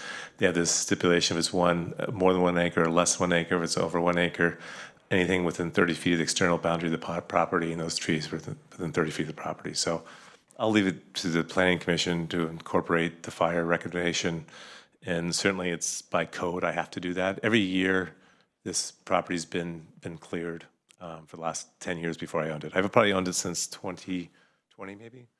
And this arborist reports are going back to 2021, so we're a couple of years into this process of trying to resolve this. So once again, I thank you for your time for that. Really want to focus. So I think out of there's like 3 or 4 that you saw those yellow circles that were really asking to be removed in the forest, and once again within 30 feet of the condition of the fire department. What we really want to focus on is the development footprint, and that's, if there's one thing to accomplish today, is I think the count's slightly wrong, and there's a different interpretation. Zoe took the 5 feet from the soils report, and the soils report is really about impacting the soil around the wall. Really, it should be for the trees. For the tree, the arborist should be the one who reports, and the arborist in the report that you have, and the page number I'll show you in a second, it's on page 5, talks about 10 feet from the property or a wall. That would be 10 feet would be appropriate, given that all the trees we're talking about are the pines. I'll go through that in a second and show you the type of trees. So really big point here is the 10 feet. And then the second point is there's a grading area that wasn't really incorporated. We haven't done the grading report. That'll be done with the building department, but I'll clearly explain that there's an obviousness to where we're going to grade a little bit. And by the way, we did minimum grading for the property. If you look at the property, it's stepped. It's about one story slope for the property. It's been purposely minimized grading. So it's cut and fill, very low amount of movement of dirt, and there's 3 levels that stack with the slope of the property. So there's minimum impact to grading. And then the neighbor complaint tree, she gave a letter. It'll be self-explanatory. It's a problem there, and I just wanted to share that with you and document that I've done everything I could to remove those trees per her complaint. Next slide. So this just gives you the area. I didn't realize that she already had that. It's right across from Stevenson's. Everything around the area. This is the only lot. There's one other lot in this section that is undeveloped. So it's pretty much a developed community. Next slide. And if you look down there, all those sections of properties, like I said, almost all those are now housing. And there's one other open lot, but it's pretty much full. And actually, one of the problems is it's across from the schools. There's always beer bottles and things like that. So this property makes sense to develop. Next slide. It's about a football field. There's 154 trees, which you mentioned earlier. The site is overstocked. You quoted that exactly. Anything over 100 trees per acre. Actually, the fire department has advisements for that it's overstocked. No planting is advised. I don't think anybody's questioning that. My last point here is once again on page 5 in the soils report. It's within 10 feet. And actually, the city of Monterey, I couldn't think from the county, but it said 15x of the width of the tree was the other common thing for the root area. And by the way, if you read the report, it talks a lot about how, once again, it's 149 out of 154 Monterey pines. And they tend to have very shallow roots and tend to be wider and intermixed. So they talk about fragmentation and how the roots are intermixed with the other trees. That's an important point you'll hear about in a second. And then we're not touching the cypress or oak. They're fantastic and untouched. Next slide. One point to note is I want to make sure on record we have the two arborist reports that you have. Two arborist reports that you have, and then the third one is this email that was referenced earlier about the property owner being eminent. How would I say it? It was clear that from the arborist, we were talking about where the grading is and that these trees had to be removed for the grading and also for the property. So yes, I was forthcoming with that. But if you read the whole email, which is right there, basically, after you said, hey, the owner asked for this, he also goes through and by caution this removals for liability reasons, and he goes and talks about the rest of the email completely about the liability that I have. And I would encourage to put this on record just because between the three arborist documentations, it's very clear that Frank is taking no ownership or the arborist is taking no ownership to the liability involved here. I'll come back to that with the neighbors thing, but I'd like the whole email to be put, sort of record to that. Next slide. Okay, so this is the property. I try to make it easy. All the green is preserved, and it's natural landscape, and it's all those trees are going to be kept. And I'll show you a picture of 1 and 2 in a second. The area that is the grading that's coming is area 6, and that's where I want to focus your attention on completely. That's the part that I'm most focused on. And the yellow is the neighbor, and I'll explain that, and we'll make a decision on that. Next slide. So just to give you a visualization, the one on the left is kind of like if you're coming down the street. So all those trees you see there are preserved, so everything in the front of the property is kind of preserved as much as possible. In the back, all that's preserved. You can barely see the back neighbor there in that little gray spot. So, I mean, it's very private setting, and it's completely preserved. It has to be, I would say, fire protected, so we do get the notice every year like we should. And we always have to keep it within 4 inches of the fire, any fire issues. Next slide. Okay, this is the little bit tricky to follow the back of the property you saw. That red line is the natural grade. And this house is a little bit tricky because you can't see in 3D that the windows where that shading is, the yellow shading, that's 20 feet back. And so what happens is from that room, you come out through the windows. And so you would naturally have to grade. That natural grade is at 997. That's in reference to the midpoint of the house. And then it comes down to 994 is where we need to grade it to. And it naturally will bring the water down to 992 where it meets the other part of the house. I'll show it to you looking down, but I want you to look at it from this direction, that there's some amount of grading that's going to be needed there. And that grading is covered on 3 sides of the house, so it's almost impossible by construction to get around this. Next slide. And this is looking down, so that beige part, and I put a red arrow, that's how you come out of the house, at least out of that room. And you need the grading to be lower than the 997 there. So you have to take about 3 feet of dirt out around that 441 tree. That's the whole trick, if you will. So where that purple is where there's some amount of grading that's going to affect trees. And that's the conversation I had with Frank, and that's why he had removed a lot of these trees. So go to the next slide. So in his report, where all says remove, remove, remove, remove, that's in his report. He recommends removing those. Where it says dead, those are the 2 of the dead trees. around C. That's the area of grading. But let me kind of step through this. This is about 50 trees versus 41, so I wasn't quite sure how she got this. And this slide's the most important. This is the most important, at least from a standpoint of the thing. So first of all, we would like it to be 10 feet versus 5 feet. If you look at A, the one tree that says 443, Frank's report says remove. The staff was recommending that we keep 443. And as you can see, the drip line's right on the driveway. If you go to section B, there's one dead tree there. The other ones are right on the boundary there and all within 5 feet. And the one that's not in the report is the one with the arrow, and that's important that we remove 470. If you look at area C, that's that grading that I need to do to come out to the bottom of the house. And Frank's report, I'm sorry, the arborist report has all those trees removed or dead except for 441. And the arborist, I believe, overlooked that one tree. That's the most important tree. If there's anything I could do today, that one tree is the one I care about the most. Because we'd have to almost come out, and then there'd be a 3-foot, wall, and then we kind of have to come back around it to back down to 992, to the elevation. So I kind of would stick out up 3 feet. So that is the most hardest to work around. And then section D, it says remove. Those are from the reports, and once again, it's within 10 feet. So the 10-foot rule is the most important, and there's an element of grading. I have not done the grading report. I assume that was part of the building process, so we can put this contingent upon the grading report. So if you add that up, it's 47 trees. Those 3 orange ones, the ones that I think are the most questioned, I put arrows on them. So I'll stop here, since this is the most important part. I know it's a lot to take in there. Is there any questions? Just go ahead and complete your presentation, and if there are questions, we'll do them at the end. Okay, sure. So this is 50 trees versus the 41. And, okay, next question. Next slide. So let's go to the neighbors. Different subject is the way I look at it. The Pebble Beach Company gave our name to the neighbor. I've never met her before, but we've had several conversations on the phone.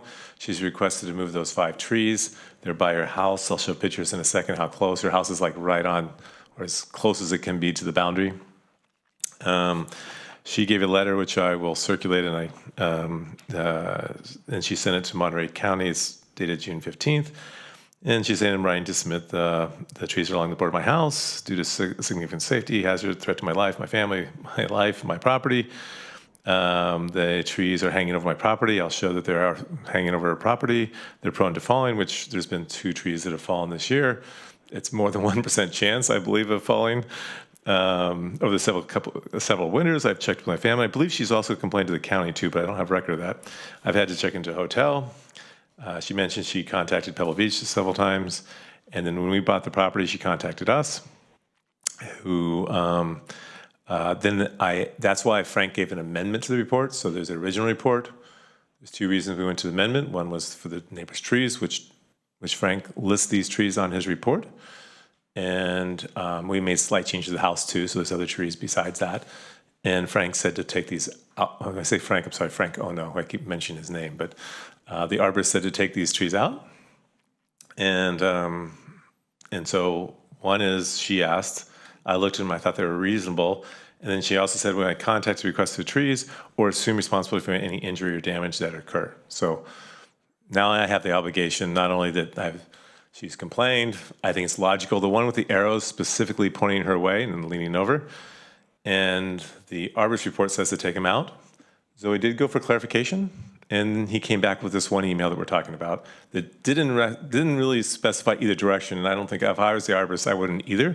He basically said the owner was what was the word again? Thank you. Very polite and respectful. Avid for it. But he also just went off and talked about how unsafe the trees are. So I mean that paragraph that I showed earlier. And how it's complicated with fragmentation and roots. So here's the letter. Those are the 5 trees. I don't want to assume responsibility for that. I'm doing the best job I can. I just want to be documented that I actually got the arborist. I paid for the arborist to add that to the tree list. I contacted the county about that. There was clarifications there. He came back and said, in my opinion, still said, I'd like you to read the whole email. There's no other documentation to my knowledge that has, there's some verbal conversation, but it has to be in writing because I have to be able to have a paper trail. And right now it says, the arborist says, take out the trees. And there was a clarification, and they still did not reverse that opinion from that email, in my opinion. That's about the neighbor. And then I think this is just the conclusion slide. The next slide shows you photos. Next slide. So there's at least 2 trees that have come down. There's pictures of one of them. I would think you would take that out. I guess I don't even know. That my purpose was not to get a permit to take that out, but just to show you that you can see the neighbor's tree house in the back of their red building, and you can see 4, 6, 7 tree leaning over her property. We mutually want to keep that cypress, which is very beautiful right there. And you can see where the corner of my house would be, where the trees are going the other way. So those 3 trees are the ones that we're talking about that I think make sense. I don't think they add value. And actually, to be honest, I think the cypress will thrive without them. Next slide. This just shows you kind of from the back of the house, you'd see her property there. You can see the cypress and then the swaying trees that are going back and forth there that are angled, if you will. So you see the red house there. That's the roof of the neighbor. And the property line is right where the fence is, so you can see it's right up next to the fence. So her house is literally, within 20 feet, I'm guessing, of the property boundary. So it's right up against the fence. And then the other one, we have left any sort of trees that have fallen there. Next slide. This is just the accounting of it. We itemized the 5. All the property's been tagged. We have a list of the 154 trees. They've all been inventoried. The 5 we're talking about for the neighbor that complained. And then A, B, C, D is what I already provided you, those zones that I was talking about, each part of the house that we talked about, whether it's within 5 feet or 10 feet, or that's a grading issue. So I've kind of inventoried the exact numbers. And the last one is my request. Next slide. So follow the arborist's recommendations as I interpret them, and common sense. Approve the 58 trees, really focus on the development side and the dead trees. Approve the 5 neighbor trees, or the county accepts liability. At least I did everything I could, and I like to establish the document trail that I did everything I could for both legal and moral issues. The 3 arborist documents, I just want to put those as record. You have 2 of them already on record, and this email is the 3rd. The follow-up conversations, I can't document, so if we want to get the county to document or something like that, I need something to say that I made every effort to take them out. And then the last one is just move the non-standard condition, which is largely due to the first 2 issues. Okay, that's all I had. Any questions? Thank you. Appreciate your presentation. My first question is to clarify that there is not a specific letter from the fire department. You referenced the standard fire department instructions. Is that correct? That's correct. My interpretation, it's a form letter. So it's from Frank Espinosa, but not all straightforwardness. Not specific to an analysis of this site for this project. Thank you. Are there any other questions, Commissioner Roberts? First, I want to say thank you for asking permission. I sincerely appreciate that. And second, I was wondering if you could put a map show us a map. You probably showed us, but it was going by so quickly, to show us the difference between the 10 trees, or the difference in trees versus what is before us. Oh, between the 41 and the 50 something? Yeah, where exactly those 13. So you kind of have the 17. before after a little better, and I have it. I had that in my presentation. Let me bring that up real quick. Because I think I paid attention to 441 because I heard you talk about that, and I paid attention to the ones the neighbors requested. It's a little tricky to count. But I lost, yeah. So this is what I'm requesting. You can see around that grading zone I talked about. Those were the kind of the extra trees. And to be fair to Zoe, she's never seen the grading report, and actually I explained it this morning. And it was a little more obvious. So anyway, I think it makes sense to take those out, and they were in Frank's report to take them out, all except for one, which I think was an oversight. So this is our request, and they're kind of the ones that kind of go around. The 3 top trees are the neighbor trees we're talking about, but the other ones were, right there. And then the other ones were kind of close to the house. I mean, these trees are not the most sturdy trees. As you know, they're shallow roots, and they come down a lot. I mean, So in seeing 441, the rest are relate around that area? yeah, the two of them are All of dead. those that- And then the other ones were said removed after my discussions with Frank on the arborist report. Because I can see in his report that he does recommend removal of 441, even though it's in fair condition.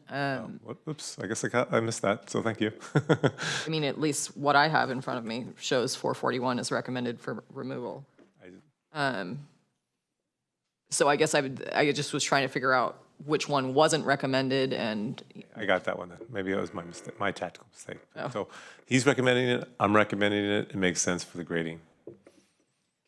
Through the chair, the email that I got from Frank Ono that was attached to the staff report, the email that I had sent to him did specifically ask his reasoning for the removal of tree number 441, and it was not provided. So maybe that's where that came from. Thank you. Thank you. Any other questions we want to ask the applicant before we move on? Commissioner Daniels? Yes, I'm sure this is here somewhere, but what's the size of the property? Oh, it's an acre and a half, I'm sorry, I missed that. It's 1.4 acres. Okay. The development's about 0.4, and the rest of the property is an acre that's preserved, if you will.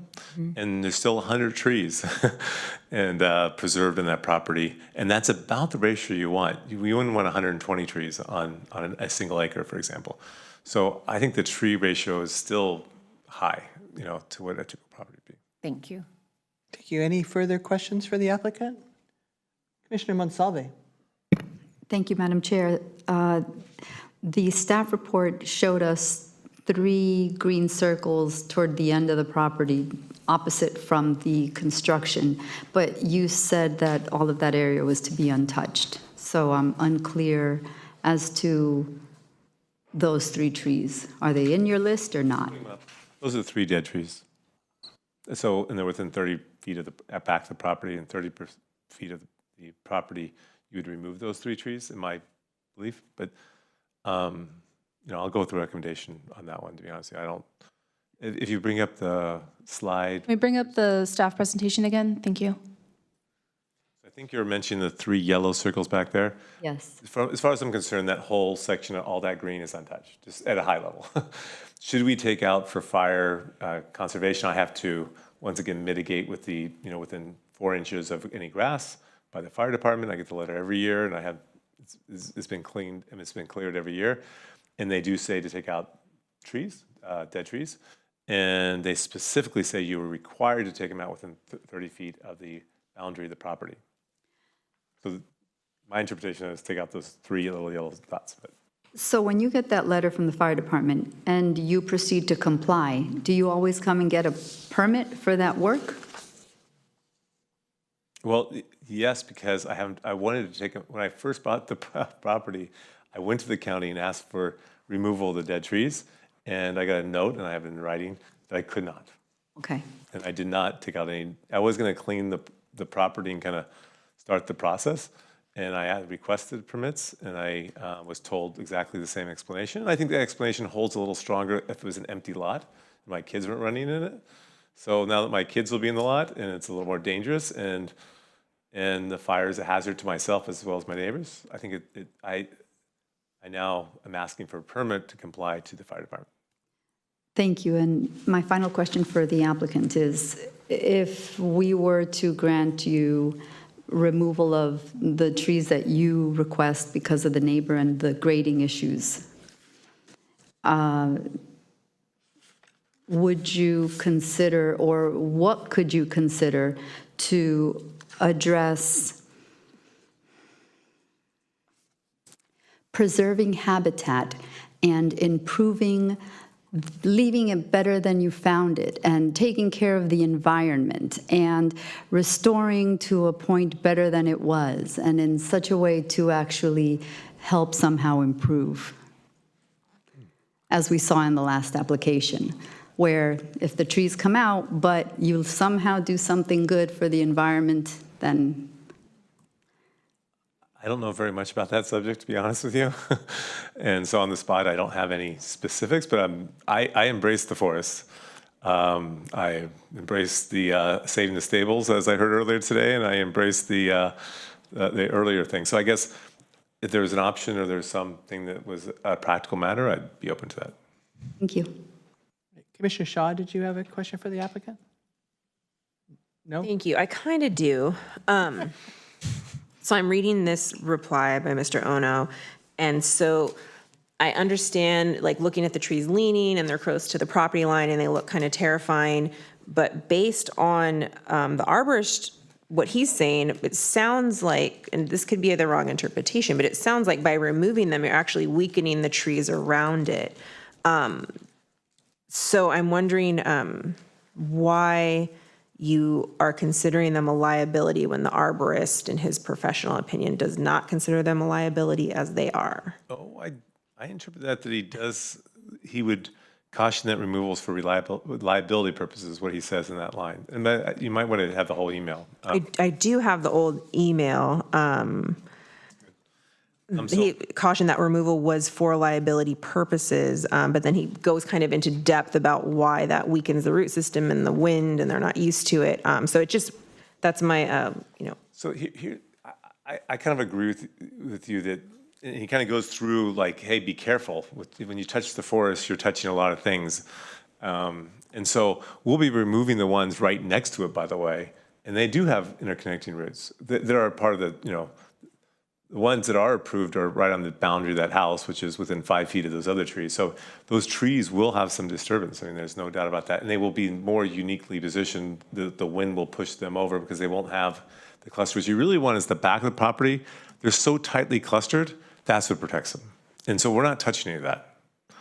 Those 3 trees on her side of the property are completely exposed. The wind comes that direction. So they will come down on the wind at some point.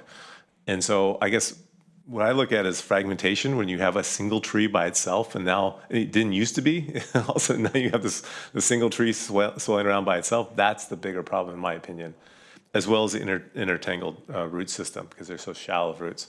So I agree with you. Once you kind of perturb the forest in a specific area, you doubled your risk to the attaching tree. I believe that's what he's saying in my interpretation.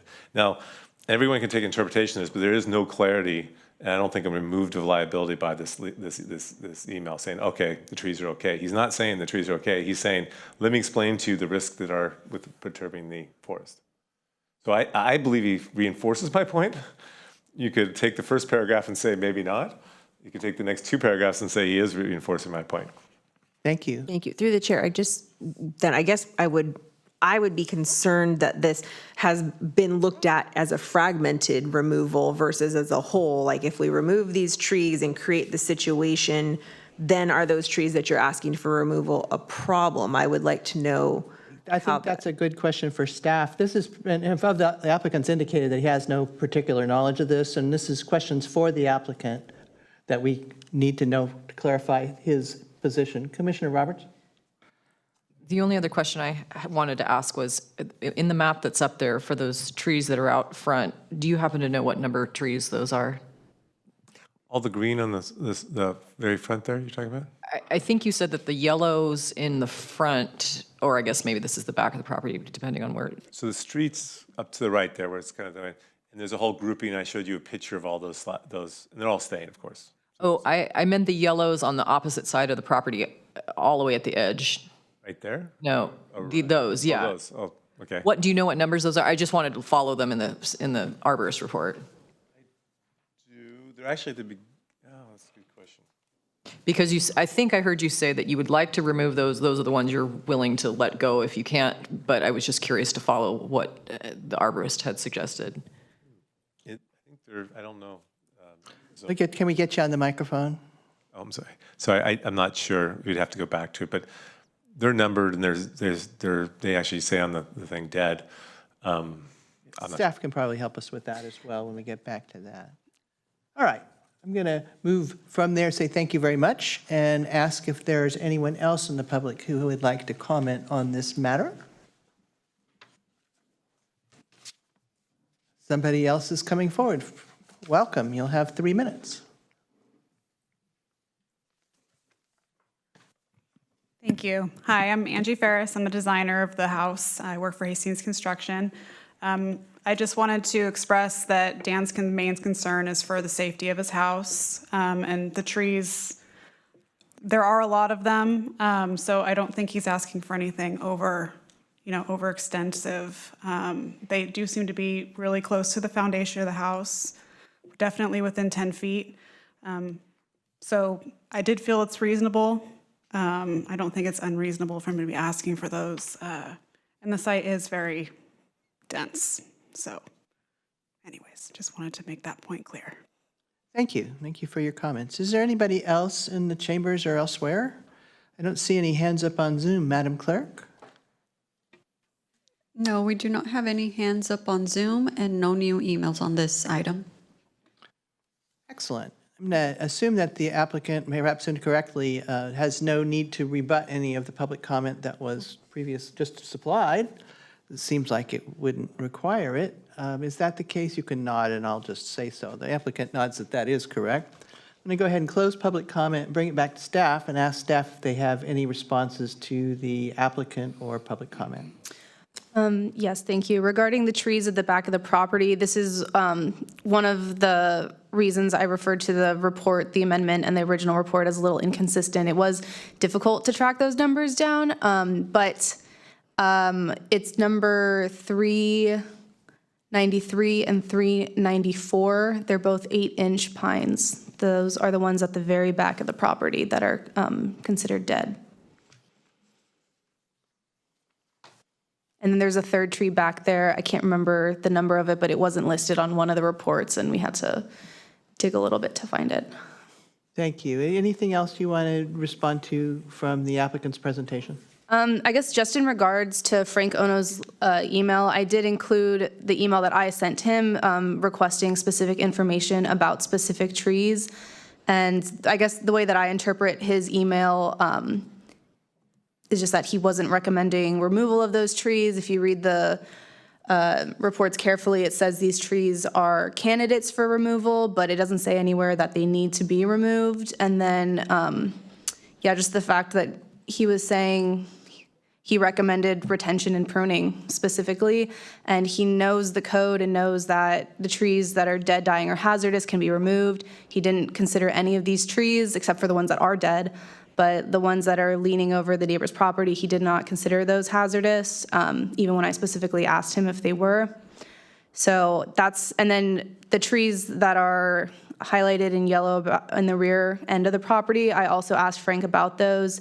He didn't say anything to me about grading. He actually said he didn't have a grading plan to review when he completed the report. And so staff's recommendation for the trees being removed, again, is based off of the information that we had during our review, which did not include a grading plan. And then my other comment was the applicant requested the removal of condition number 9, and I just wanted some clarification if it's the whole condition or if there's just parts of the condition that were concerning to him, or kind of why he recommends removal of that condition. Thank you, and I think we can have a discussion of that before we go to it. I guess my first question to you is, based on anything you've heard, would your recommendation change in any way? Knowing that there is grading in the back, I would like to see the grading plan and review that a little more to see if that grading is the minimum necessary for the development of this house. And if it could be reduced any further to save any of these trees that are in the back, especially 441, which is a landmark 36-inch pine tree. And then I went with the 5 feet instead of the 10 feet, again, because Frank said he didn't have a grading plan, and so 10 feet was a conservative take, but the geotechnical report recommended 5 feet of recompaction. And I have worked on projects in the past where they've been able to save trees within, where there's development within the drip line by digging around the roots.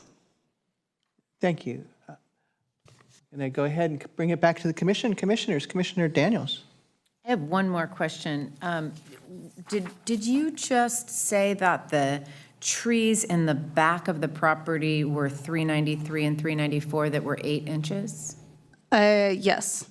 And those were dead trees? Yes. And so my question really just has to do with a comment that was made earlier, that it might be more impactful to go in and remove the trees, but an 8-inch tree probably won't have those.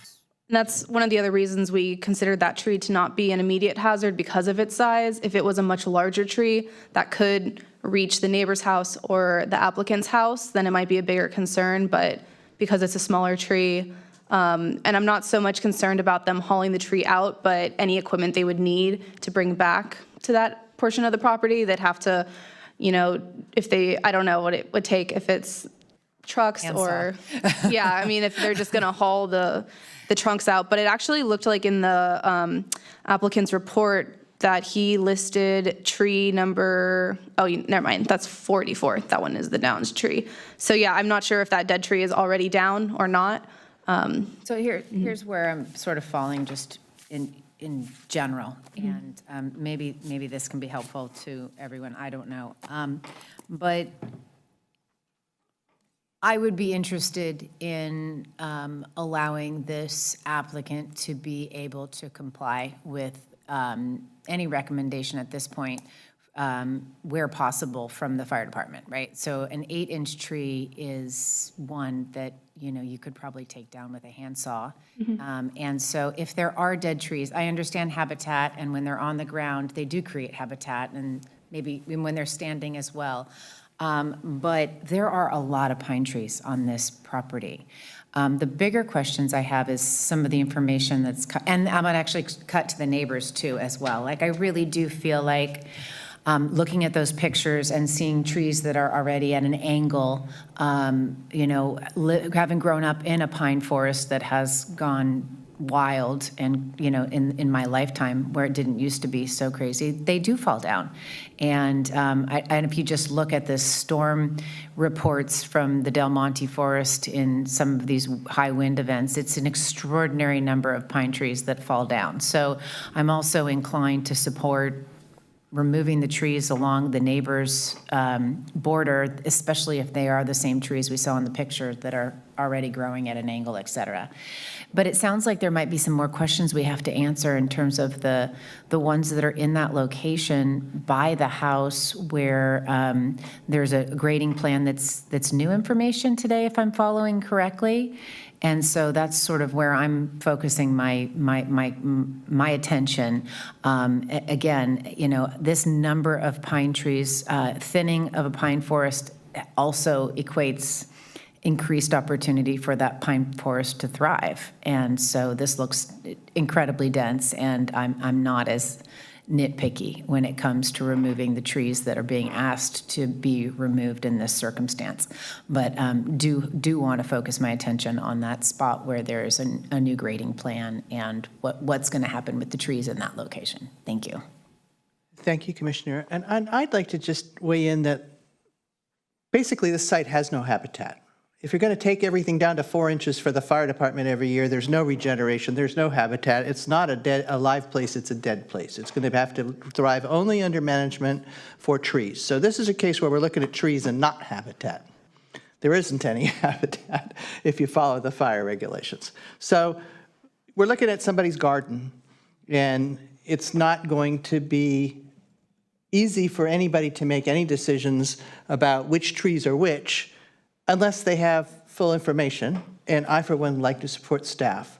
So if the staff, clearly there's been a lot of work trying to figure out what's going on. If staff doesn't have enough information to figure out definitively what's going on, I would like to propose that we continue this matter so that the staff has an opportunity to examine that information and make an informed recommendation that has actual numbers on it and actual trees on it. And I would put that in context that in a garden, if somebody wishes to remove trees for what I would refer to as gardening reasons, because they're in my way or because makes me nervous or whatever, the other trees will do better and I want them to do better, I'm okay with that. In the case of the previous application, which colors, I think, everyone's perception of this one, because that was really hard to live through, that was a different situation. There really was an opportunity to provide a regenerative habitat in an area of particular concern. This is not that. This is basically decorative trees in the backyard. Monterey pines live between 75 and 100 years at best case scenario. Looking at what's happening here, you have an interconnected, looks like some kind of an event went through and they all came up sort of at the same time. So it's a thicket of young trees. They're going to naturally start to thin themselves out as good ones crowd out the bad ones. If the landowner proposes to manage that as a forest, just like you would if you're going to have paper, I'm all right with that, and particularly in the context of them coming forward with an intelligent request prior to taking action. You know, I'm thinking that really looks good to me today, even more than usual. So my thought would be, and I'm certainly not trying to close off comment, my thought would be I would like to see a staff report which nails down all the things we don't know, so that I don't feel as if we're making a recommendation without having really gone to the same extent of examination that the landowner and staff have already done. So it's just my thought at this point. Other commissioners? Commissioner Gomez? I wanted to say that I concur. I think it's important for staff to get an opportunity to review the grading plan and to come back with a recommendation based on the additional information that they had to review. I encourage you, I do encourage that you come back within a date certain. Yeah, I think that I would certainly support that, and I want to make sure that I'm not saying this with any criticism of staff. I think staff has really been careful in this application, but you can't make a determination if you don't have the information. And to get the specifics, you need the specific information, I think. Anything else? If there's nothing else, Commissioner Roberts? I was just going to say, I think you mentioned this, if we ask staff to bring this back. For me, I would love to see a map of what staff is recommending versus what the applicant is requesting, and just so we can analyze what those differences are and understand. Should there still be any? Should there still be any, yeah. Thank you. Thank you. Commissioner Shaw? Just to jump off of that and be really nitpicky, can I have it on the same picture? So we're not like trying, so like the trees that everyone agrees on are one color, the trees that staff thinks are good are one color, and the trees that the applicant wants are another color, just because sometimes there's so many of them, it's really hard to pinpoint which tree is in question at times. Thank you. That being the case, Commissioner Gomez, Commissioner Daniels, somebody want to make a motion? I'll make a motion.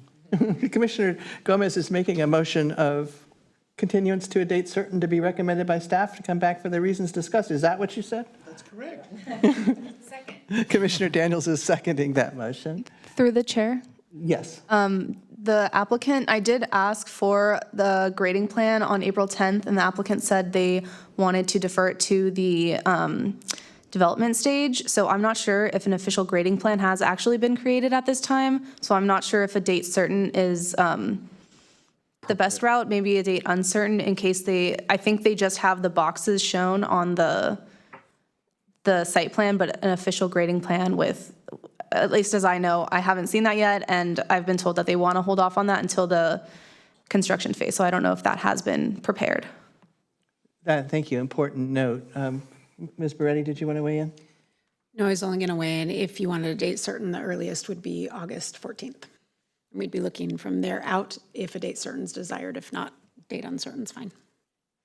Let me bring the applicant back forward and just to ask if you would be able to provide the grading plan to staff with some time for consideration prior to an August 14th. Is that correct? Did I get that right? Yeah, August 14th, and staff would need the information mid to the third week of July in order to be able to take an August 14th hearing date. Assuming Ms. Zepp concurs that she has that bandwidth. I'll do my in best. that timeline. I'll try.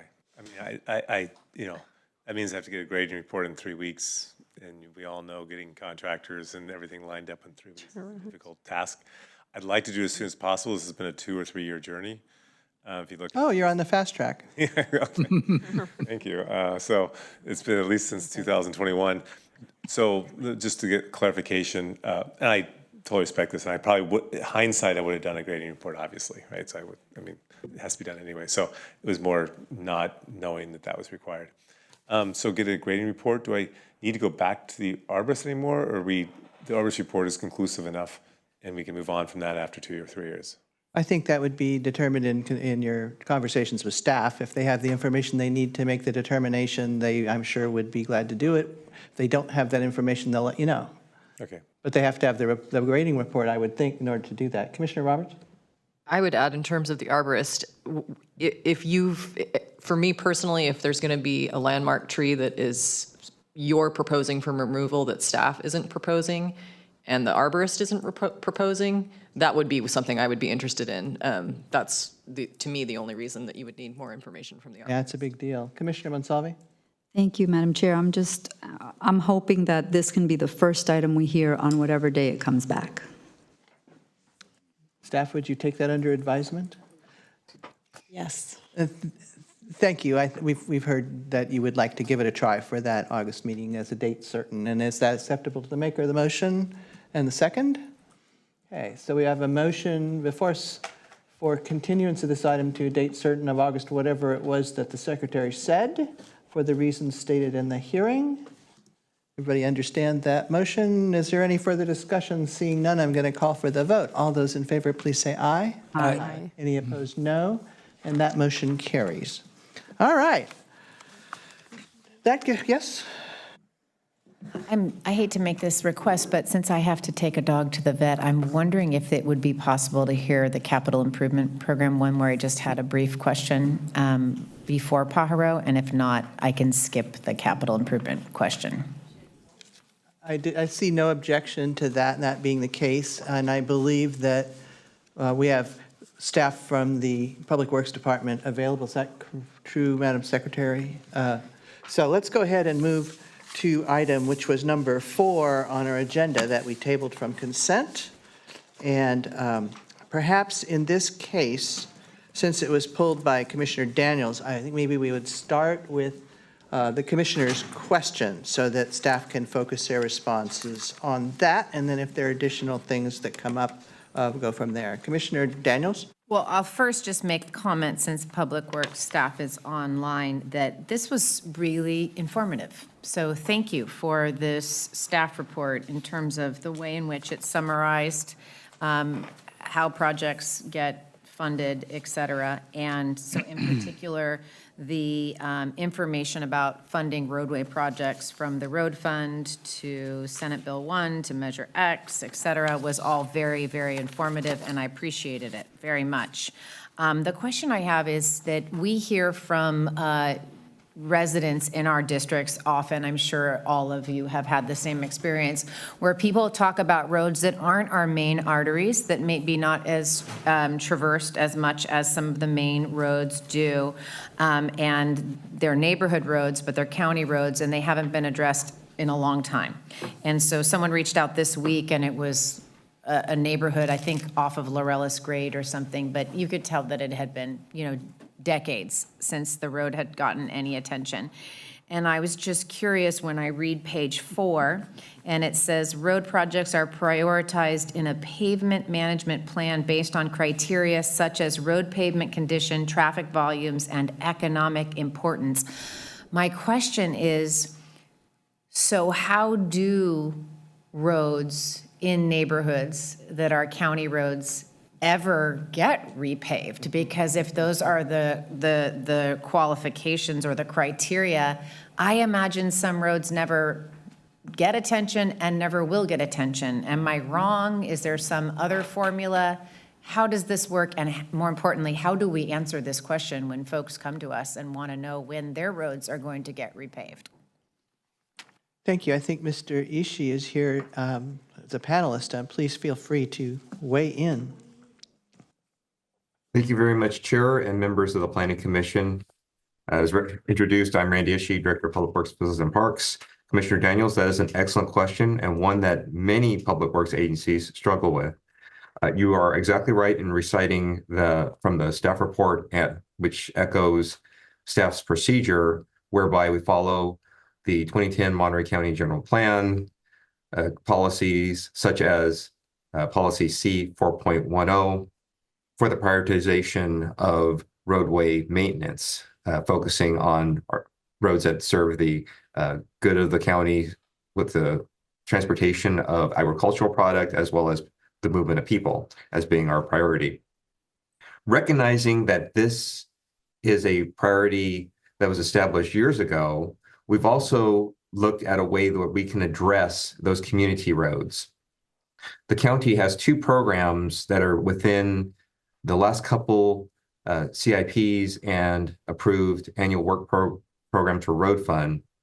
And so by having these 2 different programs within the greater CIP, we are able to address those neighborhoods where under normal circumstances compared against the high volume agricultural serving roads such as Old Stage Road or River Road or Samuel Canyon, the roads like those are hard to compete against when you have a neighborhood road that sees maybe 100 cars per day at most and has a relatively similar pavement condition as one of those higher volume roads.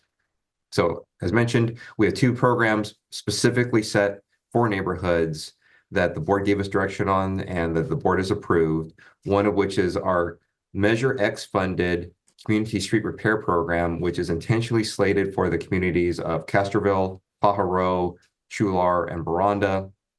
And tangential to that, and in a more recent approval, we have the Local Road Rehabilitation Program, which addresses other communities such as San Ardo, Bradley, various county service areas within the Carmel Valley and other regions, one of which we recently have repaved called County Service Area 25, the Carmel Valley Golf and Country Club. And so it's through that separate program within the greater program that we're able to address those neighborhoods' roads. We do have a plan for those local communities. We reprioritize that on a periodic basis, so that way when other factors do change in those local communities, it's just those local communities whose roads are being prioritized against one another, separate and apart from those high volume agricultural or tourism encouraging roads. So we have a multi-pronged approach to address this common challenge we have in the county of road condition. And this is a equitable way to address not only the roads that thousands of people use, but also those who use that common road that leads back to their driveway that they see outside the kitchen window every day. Commissioner Daniels? So just a follow-up, thank you. It sounds like you have made a lot of progress in the question that I asked. In terms of the second program, the Local Road Rehab Program, what if the neighborhood is not a CSA? Do they still have an opportunity to perhaps participate in the Local Road Rehab Program? Excellent question, Commissioner Daniels. The answer is yes. And those are communities, just to name a few of them, such as Aromas, Spreckles, Bradley, and others. So the other communities are included within this program. I don't want to talk specifics. Obviously, that's not appropriate right now for this conversation, but it sounds like I'm hearing from communities that, are in areas that are not CSAs and are not in those specific communities that you have just identified. So I'm more than happy with a response that we don't have a program at this time. I mean, that would be good to know. But I'm just curious about neighborhood roads that haven't gotten repaved, and it doesn't look at this point like there's perhaps a program that might address repaving those roads. That would be good to know. So I guess my question to you, Mr. Ishii, is these are 2 great programs that you just addressed, but there's probably, or there may be other neighborhoods that don't fit either one of these programs that won't be addressed. Is that accurate? Staff's response is that there are a lot of communities within the county, and with the current plan that we have with the local road plan, we have a 10-year plan, which because of the number of communities, we can't capture every community in that 10-year plan. Like with other challenges that the county has, there's only limited resources to address this greater need. And so if there's a neighborhood that's not on there, as we go through the prioritization process, eventually that community could be the next one on the priority. But again, there's only so much we can fit into this 10-year plan. I appreciate that. Thank you so much for taking the time to help me understand this. I really, really do appreciate it. And again, I appreciate their staff report. It's very insightful. Thank you. And I just wanted to also ask as a follow-up, Is there a place you can direct people so that they could see transparently what that 10-year plan looks like for both of their programs? In other words, if we had somebody who was interested, we could direct them to some sort of resource for them to understand where they stand on the priority list. Excellent question, Chair. I'll also look to my other staff who are online at this time to provide further response, but we are working on various GIS means to help the public see very transparently where they might lie within the greater program. That is something that we have in development, similar to the current CIP that we already have. And so we imagine making a product similar to that. In the meantime, we do have the board approvals, and we can point to the public record. Should anyone inquire about it, we can point back to the public record of the board's past actions and other committees. Thank you. I guess I'm hoping that there might be some written available resource that wouldn't take time from the staff for every individual inquiry, because I can assure you there are many, as I'm sure you know. So I really look forward to that resource becoming something to which we can refer people when they ask a question. Commissioner Gomez. On the same topic, wanted to ask, you mentioned several, Commissioner Daniels mentioned several different factors that you consider. Among them is the role that the road plays with the agriculture, the condition of the road, and probably traffic counts, as I understand it. How are these different factors weighed?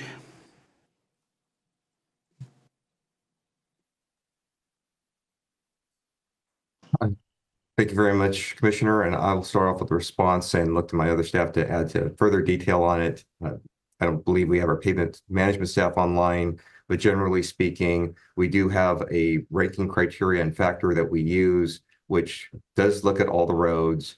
A greater percentage of that factor looks at the pavement condition, the traffic volumes have a similar rating to them. And then, of course, the movement of agricultural goods and tourism become the other components that add to that. So by way of a very brief anecdote, if there's two different roads that have the same pavement condition and one serves a greater agricultural good and agricultural land uses and the other one does not, then the one that served the agricultural land uses has a higher weighting in our system. Does that answer your question, Commissioner? It does. Thank you. Thank you. And again, I'm just wanting to express my gratitude not only for, as Commissioner Daniels says, this capital improvement program check-in, which is kind of what it is, has gone from being an impenetrable document that I didn't find of any use at all to one that is extremely informative and, in conjunction with this kind of a discussion, really educational for me, and I hope for all those who take the time and trouble and are able to listen. Commissioner Gonzalez, were you leaning forward? No, you weren't leaning forward. Anybody else want to weigh in on this item? Without anything except great thanks to staff. If there are no other questions, I believe we're asked to make a recommendation, we may have to adopt a resolution recommending the Public Works Facilities and Parks major public improvement projects are consistent with the 2010 general plan and the local coastal program and 1982 general plan. So that's, I think, what we're being asked to do, and I look. Moved. Commissioner Daniels has made a motion that we do so. Is there a second? I'll second it. Commissioner Gomez seconds that. Is there any further discussion? Seeing none, I'm going to call for the vote. All those in favor, please say aye. Aye. All those opposed, no. And that motion carries with all present approving it. And I want to just, again, add thanks to Public Works for allowing us to both understand, participate, and learn about their work in this setting. Thank you very much. And that brings us to item number 3 on our agenda. It's not as bad as it sounds. It's actually the last one of the agendized items, and that is referral. I think we need to note for the record that Commissioner Daniels has departed the dais at this time. So we're still good to go in terms of quorum as far as I can determine, since everybody else is hanging in there.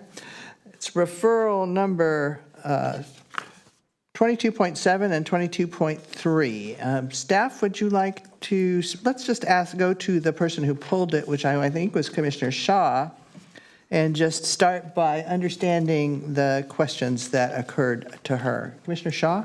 Thank you. So I had some questions that were prompted by community members reaching out. The first one being, is there an estimated date that the actual Pajaro Valley, Monterey County side of the levee will begin work and a potential estimated completion date? Because everyone is seeing the work being done on Corralitos Creek in Santa Cruz County. And it's kind of prompting like, well, wait a second, what's happening on our side? And when I read this report, it talked about Reach 6, which is in Santa Cruz County. And so I wanted to kind of get a little bit better idea of when we can expect to see things moving, like actual dirt moving on the Monterey County side. It's my first question. So I think the secretary tells me there's someone who can respond to that, Mr. Sanchez on Zoom. Would you like to speak on that matter? Yeah, good afternoon, planning commissioners. My name is Edgar Sanchez. I am the assistant planner. I can briefly answer to that question. I wish I had Mark Strudley here, who is the director for the Pajaro Flood Management Agency. So as you did know, most of the repairs and the projects that are actually moving forward at this time are for Reach 6, which is located in Santa Cruz County. Based on that, that is expected to break ground later this year. So it actually hasn't started to break ground. Following that, the next reach would be the Reach 5, which expands from Santa Cruz County close to the Monterey County area. And I can share a map if that would be helpful for you all to kind of see the reaches. But based on that, reaches 2, 3, and 4 are bordering the city of Watsonville and the Monterey County, and those are expected to go out for engineering services for plans and specifications starting in 2025. So there's no estimated time for breaking ground, but based on the work that has been done in Reach 6, it takes approximately a year or so to start kind of establishing that process. Commissioner Shaw, did you want to follow up? Thank you. So I guess maybe to help inform the Monterey County side, I know they haven't broke ground in Santa Cruz County, but I know that they're currently acquiring the properties that they need to purchase in order to break ground. When does it look like they will break ground in Santa Cruz County? I'm hoping that will inform the 2025, so then we're pushed into 2026, and then how long that might take to actually break ground in Monterey County. I guess I'm just looking for any kind of estimate. Are we looking at like 2027 to start? Something to tell people. If I may, through the chair, I think, and if Edgar, if you know the direct question, but I think that we as staff are relaying information from the Pajaro Valley Flood Authority. So I think what we can do is relay those questions back and then try to be able to get a response prior to our next quarterly report if there's something that's available that can give a more definitive timeline. I think I would recommend that staff reach out as a follow-up, and then we can we can either send a communication directly to you, Commissioner Shaw. We can bring it back as a part of just a subsequent referral comment during referrals at our next meeting. We can do both of those if we are able to get additional information. I'd prefer choice B if I have a say in that. I think it's important for everyone to get the same information at the same time wherever we can, unless Commissioner Shaw has a different thought. No, thank you. I just want this. There's a lot of people in the community, both in Pajaro and also in Santa Cruz County that I've encountered who really think that, oh, it's been approved, so we're good to go, and now we're going to be safe from the levee, from a flood within a year or two, and that doesn't seem like that's going to be the case at all. I know, and nobody wants to be the person that says, I don't think so, unless you have something concrete to couple that with. So I totally get that. All right, you have another question about another part of the plan. Commissioner Shaw. Thank you. I have another question. So this was wrapped up in the same report talking about the long-term recovery project and the funding that was provided for that by the state. And I was wondering how were the amounts that were available to different people in the community determined? Who determined those caps? Look to the secretary for that. Yeah, so this is another one where HCD staff have not been directly involved in it and have been following, however, and it's the Board of Supervisors that have established guidelines for that, and then that program is implemented through the various entities and or the Department of Emergency Management and other departments as relevant. Okay. If you would like, if you have a specific cap that you're specifically wanting to have more information on, we can take that information. Again, we can do the same. We can try to get a little more specific follow-up in that respect. Thank you. I say that because I'm going to complain about something, which is reading this. I see that homeowners have a $15,000 cap to do repairs, lost wages, fix their yard, what have you. But if you own a business, your cap is $85,000 and then another $15,000 for beautification. So in total, you can get, if you own a business, you can spend $100,000 fixing your business. But if you own a home, you can only get $15,000, which is pathetically low and does not do basically anything in this time. So just kind of complaining on the record. Thank you. Thank you, Commissioner. It sounds like that comment might best be directed to your supervisor. It might be a good place to begin with that, I would think. Anything else? Anybody else? I just wanted to add one comment, Chair. Please. We met with Mark Strudley about a week ago, and we're having a neighborhood meeting to talk about Reach 6 on July 11th. The latest that I heard is that probably in October of this year, they might be breaking ground. But it's, again, not definite. Nothing's definite. We'll probably get another update in July, and they'll probably say in November. Maybe they'll say August. You never know. Thank you. I appreciate that additional insight. A lot of us wear a lot of hats, so it's good to pool our information where we can. Anybody else? Any more questions on this item? If not, we're being asked to receive the status updates for these various listed reports. I think in order to receive it, what we can say is if there's not any objection. Do I see any objection? I don't. Let's call it received and appreciated. So thank you very much. All right. And as you can see, perhaps, well, we were talking about how to use the consent agenda, and it's still a work in progress. So I think we just take all this experience into consideration going forward. So.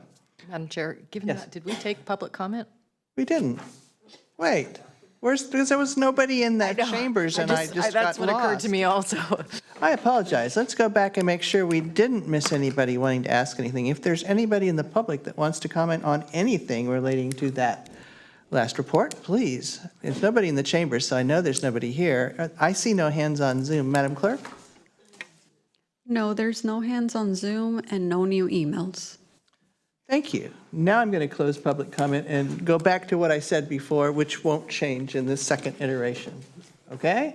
Okay. That brings us to the department report, for which we will turn to the Secretary, Ms. Beretti.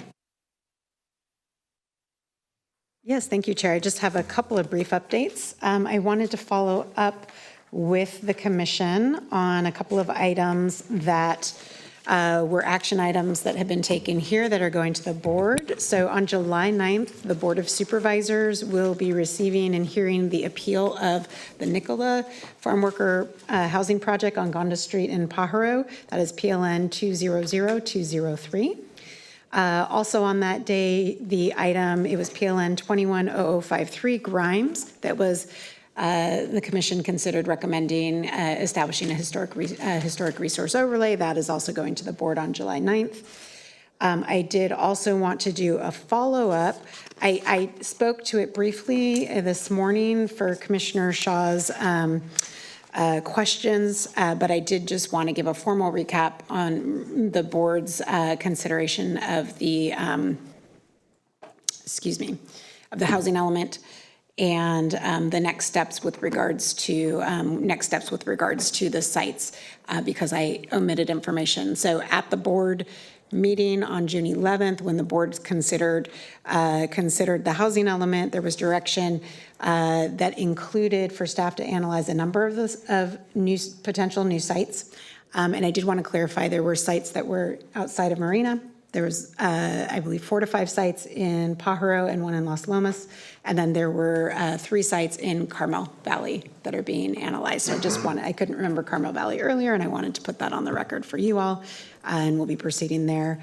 The other item yesterday, the Board of Supervisors took up, for our last time, the Garapata Bridge rail replacement. The board did unanimously approve to deny the appeal, and the county will be looking to explore a legislative solution possible for the bridge rail item. So I just wanted to return and give you all that update, and we'll see what comes if that is then appealed and taken up at the Coastal Commission. Thank you. Thank you. Any comments on that report? Anybody? No, thank you very much. It's nice to hear what happens next always on things that we see go through here. I appreciate it. If there's no further business before the commission, I'm going to go ahead and adjourn this meeting at 2:46, according to this particular clock, p.m., with thanks to everybody.